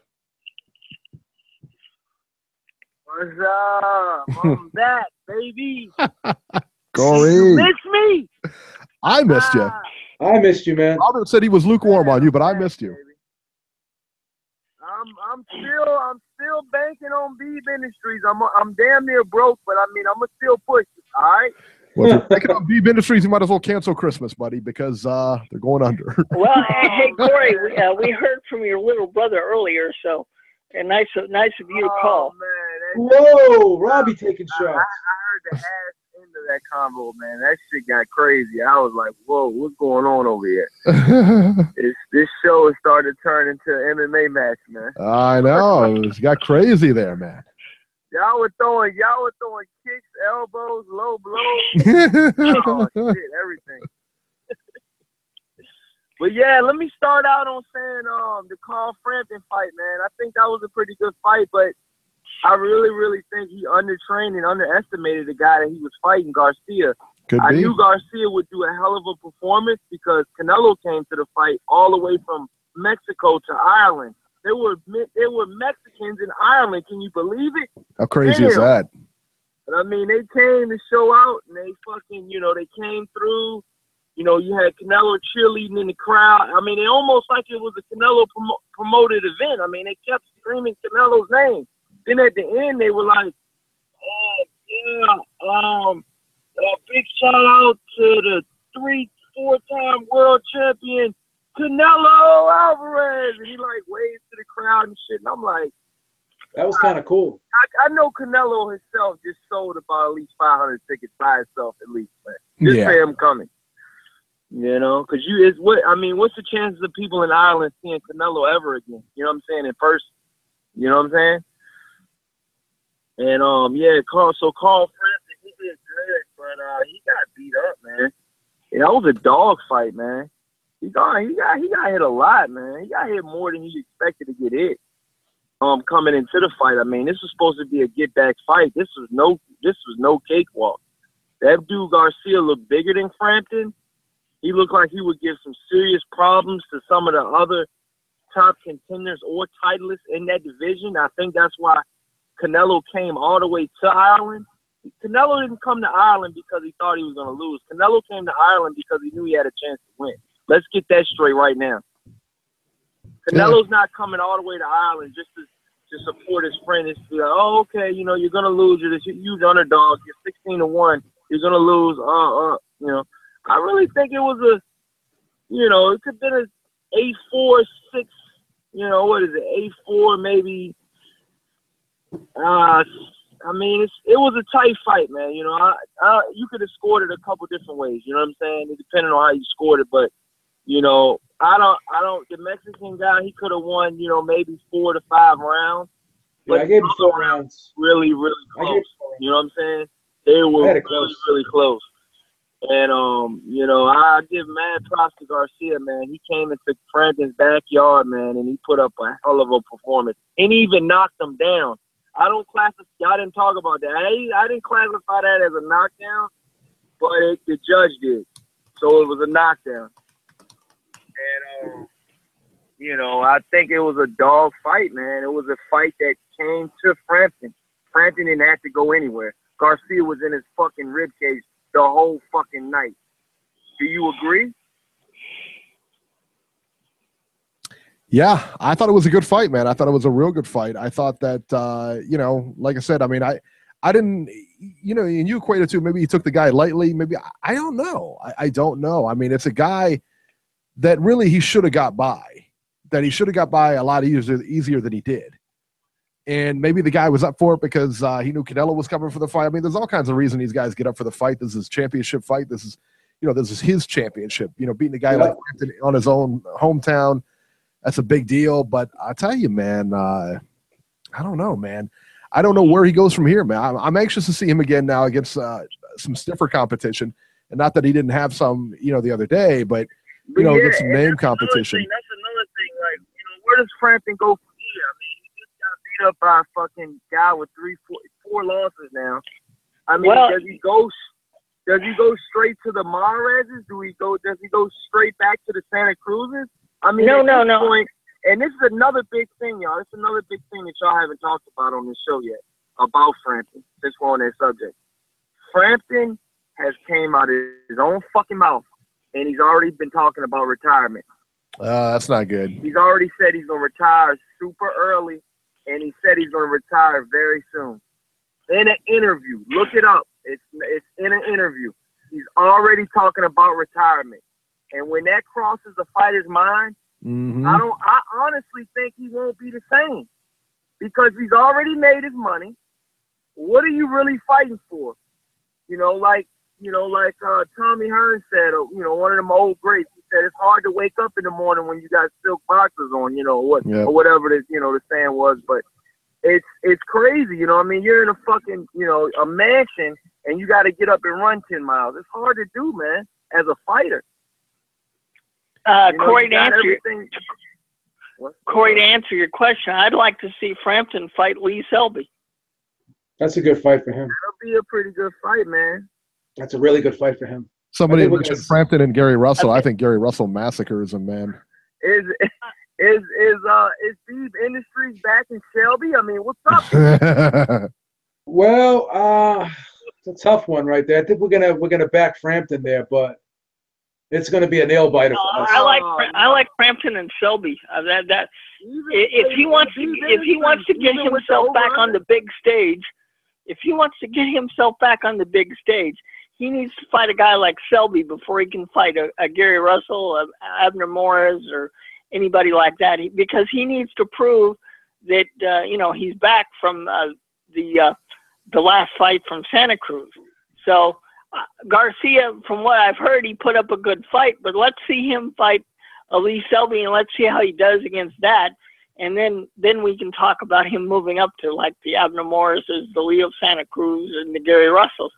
Yeah. This is another thing, y'all. I'm gonna switch topics. I'm gonna go all the way over. You know what I'm saying? It's still in the same area, same region, but I want to talk about the David Lemieux Saunders fight, man. I think that's gonna be an awesome fight, man. David Lemieux is one of my top 3, top 4 fighters, man, that's out there right now, man. I've always backed Lemieux. I had a big fight party at my house for the David Lemieux Triple G fight. And, my girl was just like, calm the fuck down. I mean, he's getting knocked out. That's awesome. It's like I told you with the David Hay fight, I was like, yo, fuck, my boy's going down from Canada. But yeah, I don't know if y'all talked about this, man. I'm just now joining in, man, on the show today. Which I do listen to y'all show every day going to work. I just want to give y'all a big shout out. But I want to talk about Lemieux Saunders, man. I really, really think Lemieux can take his belt, man. Oh, I do too. I'm picking Lemieux because he's one of my favorite fighters. But I think his power, man. I don't think Saunders has gotten hidden like this before. This dude, David Lemieux told Saunders, little bitch, get ready, cause you're going to the canvas on December 16th or whenever they're fighting coming up. I think that's when it's coming up. You got it. Yeah, yo, I'm telling you, man. I honestly think, and I'm willing to take any bets in this whole fucking chat room. I'm going for David Lemieux by fucking knockout. I think he can fucking knock him out, man. I think because I don't think Saunders is truly dedicated to the sport. He gets very, very fat. If you looked at his Instagram post lately, he had an Instagram post that was very, very, very chilling. He got over 200 pounds, and he's in the middleweight division. well over 200 pounds. He did a before and after picture, and this was just this year. It was just chilling to see him that fat and to get down to the size he is now. David Lemieux gets chubby, but he never gets into the 200s. I mean, it's insane. You're not an athlete doing that on your off season. You know what I'm saying? Like, every athlete is not doing their sport every single solitary day, 365. You're gonna have some off days, but when your off days go to 200 plus pounds, and then you want me to bet on you when you're fighting David Lemieux? Fuck that. I'm going for David Lemieux by knockout, baby. Let's see, baby. Corey. Let's go. Hey, Corey, let me jump in here real quick, man. And I want to be your friend here for a minute, because this is something like I don't think like your close friends will tell you. You know what I'm saying? I'm coming from the heart here. I really wanted to let you know this. Just listen to me now. Just listen to me here, because I'm going to try to talk you off this ledge. What's up? Because What's up? we had the same conversation with David Haye and Tony Bellew. I told you what was going to happen. You refused to believe reality, and reality happened, and it hit you. It hit you hard. And you were disappointed because David Haye is like your hero. God. And David Lemieux was the same route, man. David Lemieux was the same route. This guy's like your hero. You put him on a pedestal. You have fight parties for him. Even your girl told him he's getting murked by Triple G. You know it's not going to happen. Son, Billy Joe Saunders is going to kill this man, all right? Billy Joe Saunders is going to run right through this guy. He is going to outbox him for 12 There's one difference, Eric. It's all over crying, son, all right? There's one difference this time, Eric. The Beeb is picking Lemieux this time. The Beeb is picking Lemieux. I don't care who's picking Lemieux. It ain't happening, all right? David Lemieux is gonna win. I'm with you, Corey. I'm picking Lemieux. I'm telling you, Billy Joe Saunders. Robbie's picking Lemieux too. Even Robbie. Even Robbie's picking Lemieux. Even Robbie's picking Lemieux. Doesn't matter. Yes, everybody picked David Haye. As a matter of fact, Everybody yes, picked David Haye. David Lemieux over Billy Joe Saunders. Yeah. Yep. Robbie's on our side, man. Yep. Robbie's never wrong with the fight. Robbie's never wrong. Robbie, last time Robbie was wrong. Hey. Last time Robbie picked the fight, Ron Carter was still president. He picked the fight wrong last week. What are you talking about? Corey. That was a fluke. Corey, Billy Joe Saunders has held that title for too long. He's held it hostage. It's time that it's taken away from him. And David Lemieux is the guy to do it. David Lemieux is going to get murked, son. I mean, tell me if I'm wrong or not. Who's going into this fight as a favorite, honestly? I know Saunders has the belt, but Vegas. What are the Vegas odds, baby? I don't know. I think what are the odds, baby? I think the odds would favor Lemieux, but Saunders is. It's in his hometown. Yeah, it's in his hometown. I would say it's going to favor Lemieux. Good fight, baby. Yeah, I think odds will probably favor Lemieux, but typically they're wrong. So. Oh, you're really going with Saunders, man? Going with Saunders, man. I'm going with Saunders. You gotta be kidding me, man. Telling you. I thought you were joking, man. No. Well, I remember what happened last time, Corey, when he disagreed with you. So keep that in mind. Oh man, y'all can't keep talking about this David Haye fight, man. He tore his Achilles tendon, man. What the fuck would you do? 90 seconds. Yeah, it is what it is, man. It was a fluke. It was a fluke. Hey, man, that was a fight that just, it is what it is. But then, all right, so talking about the Saunders fight, jumping to one more fight. He said he's coming back, y'all. Do y'all truly believe him? Who? He's just put on his Instagram 6 new opponents. 60 seconds. Coming back. Who? He's got to get in fighting shape first. I don't. Oh, you talking about Tyson Fury? Fighting shape. Yeah, he's got a long way to go, man. Yeah, he's got a long way to go to get back in the fighting shape, man. And he could do it. Man, the way he was popping them jabs on Instagram looks better than Joshua's form right now. He actually did look like he lost some weight. He did look like he lost some weight. He is 4 bills. Keep that in mind. He's 4. He probably has faster hands than Joshua right now, man. Robert just fat shamed him. That's y'all think I'm lying, man. Y'all honestly think I'm lying. can get dedicated and really, you know, be dedicated to his craft, which I don't know, you know, if he's going to be able to do that because he's already got 10 seconds. Maybe he's hit rock bottom. Maybe he spent all that money from the Klitschko fight. Maybe he needs to, you know what I'm saying, revamp. Maybe he found something, lit fire on his ass. Maybe he's back. You know, he's talking like him and Big Bessie Miller need to go to the same camp and learn how to lose weight. You know? Oh, Robbie just fat shaming him, boy. Cold-blooded. There's obese people out here, Robbie. Cold-blooded, man. Counting on you to look out for him, Robbie. Oh, what's the matter with you? Come on, Robbie. Oh, that's terrible. Terrible. Hey, Corey, it'll be all right, okay? Hey, and maybe they can spar together and set up a fight, and we can see where they both are. Robbie, I just want to let you know one thing, Robbie.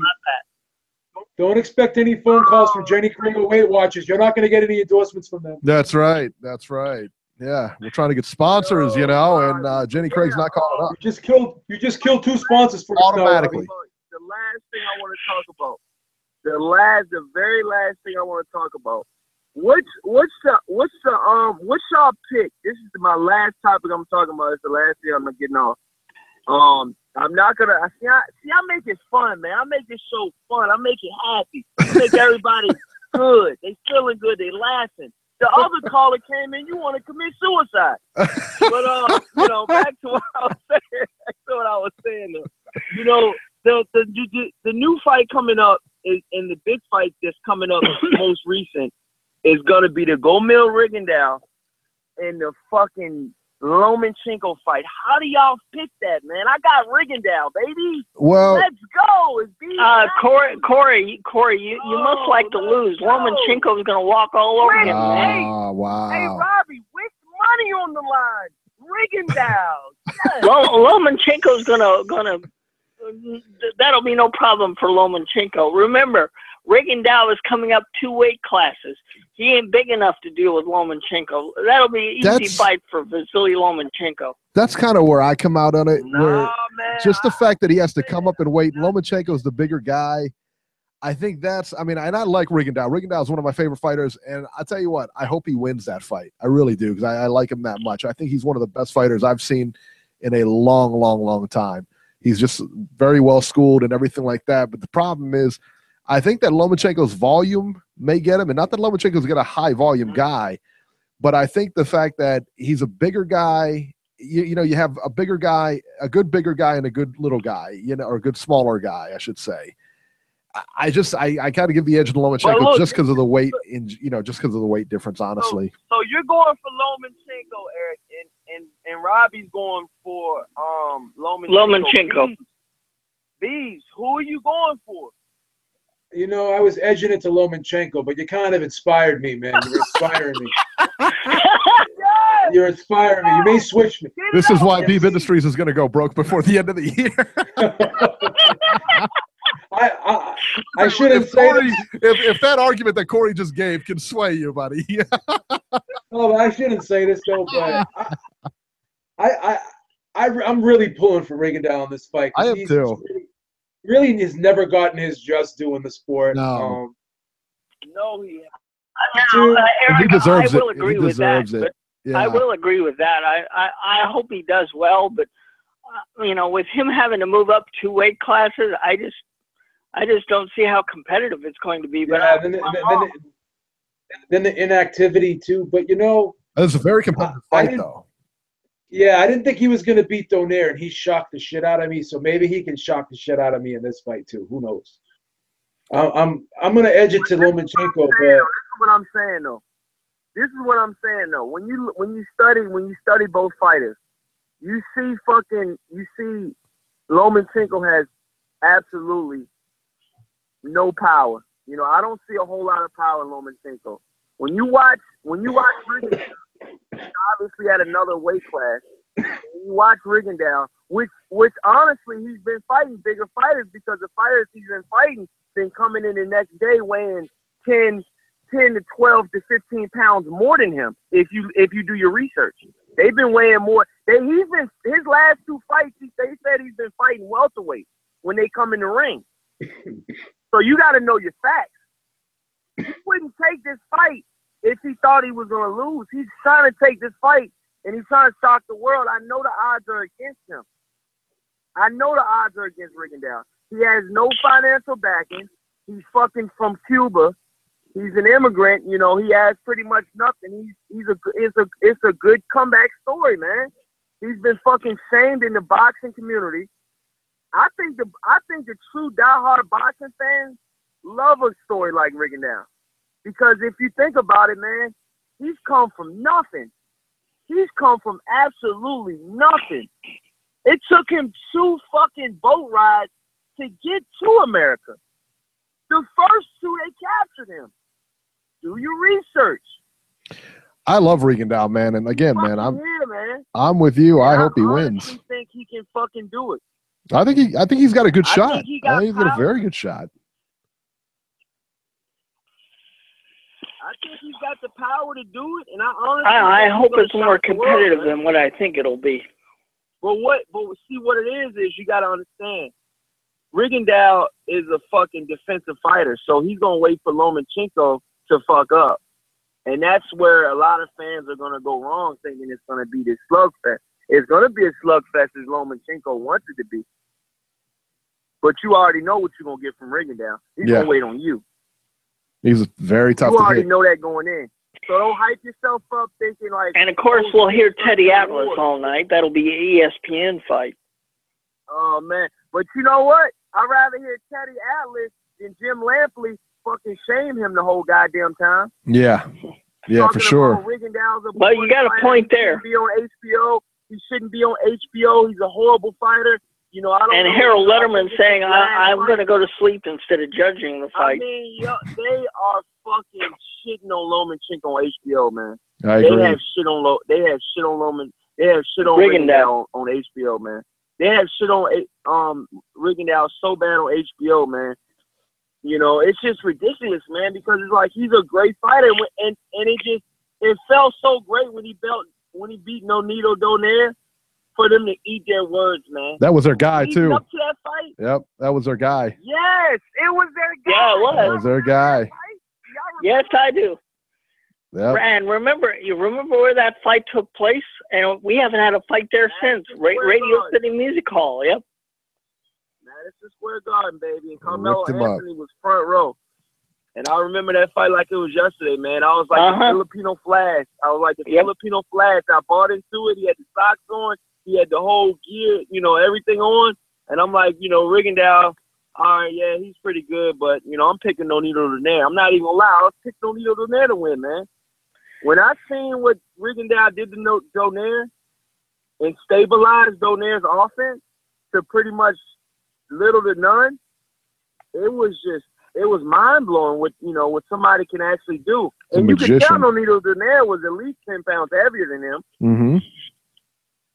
Yep. And he knocked Nonito Donaire down. That's it. All right, Corey, we're going to go ahead and get running here. We got Georgie on the line coming up. Appreciate your call, buddy, as usual. All right, y'all have a good one, man. I'll see y'all next show. All right, man. All right, thank you, sir. Have a good week, buddy. Have a good week. You too. Good call. And I tell you what, I'm with him, man. I hope Rigondeaux wins, man. I really do. Me too, man. A lot, man. My head tells me Lomachenko. My heart is Rigondeaux. Yeah, that's where I am too. Yep. From this day, you'll be my new fool. Georgie, you're live. Hey, what's happening, people? What's up, man? Glad I can catch up with you guys. Absolutely. Today. Listen, I'm going straight for the jugular. I got the pie bet on the Mukes and Billy Ho. When the fight gets closer, we'll definitely put that on. Yeah, we'll definitely bet on that. And that way we can break it down and stuff like that. But yeah, I'll bet you on that. Yeah. Because I know Georgie will pay up. Let's make it official. Because I know Georgie will pay up. Yeah, one thing we can say about George, whether he wins or loses, he always pays up, man. That's right. Guy. That's right. My words is stone, baby. Anyways, what's up with that Rigondeaux Loma fight? I got Rigo willing to put a pie bet on it. Was good.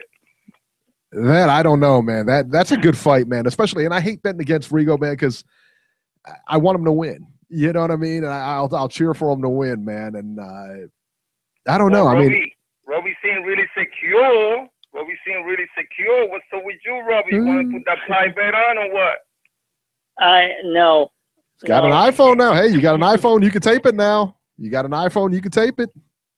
What about? As soon as I learn how to do things more better, I'll actually do that.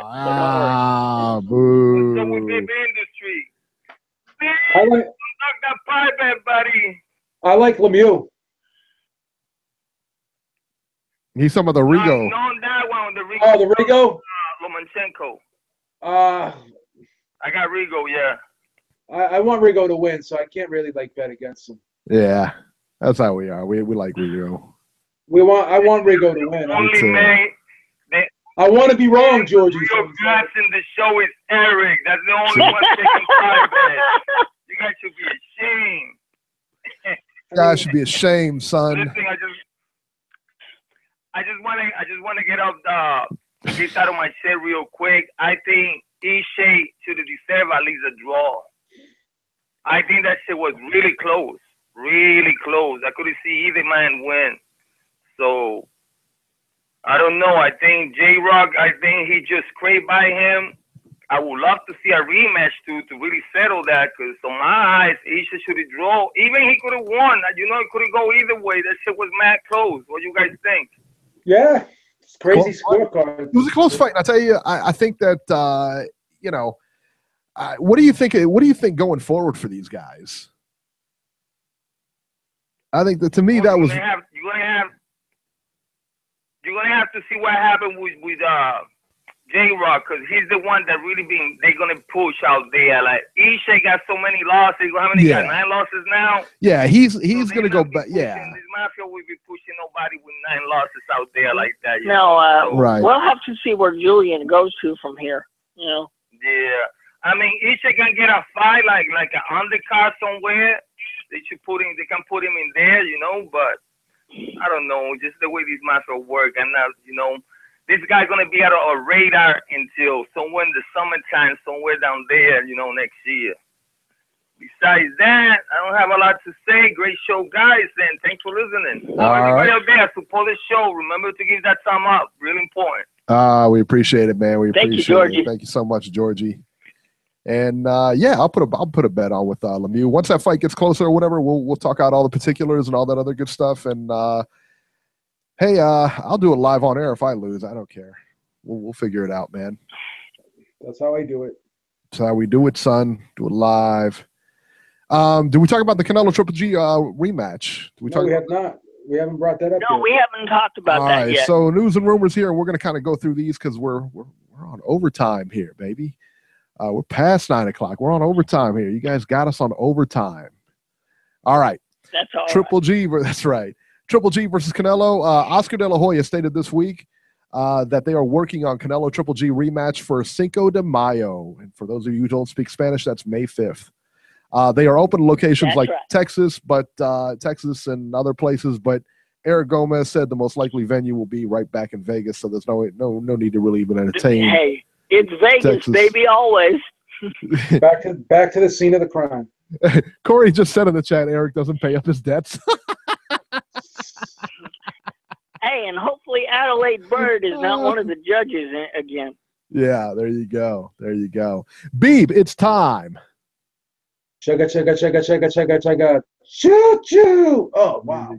Oh, come on.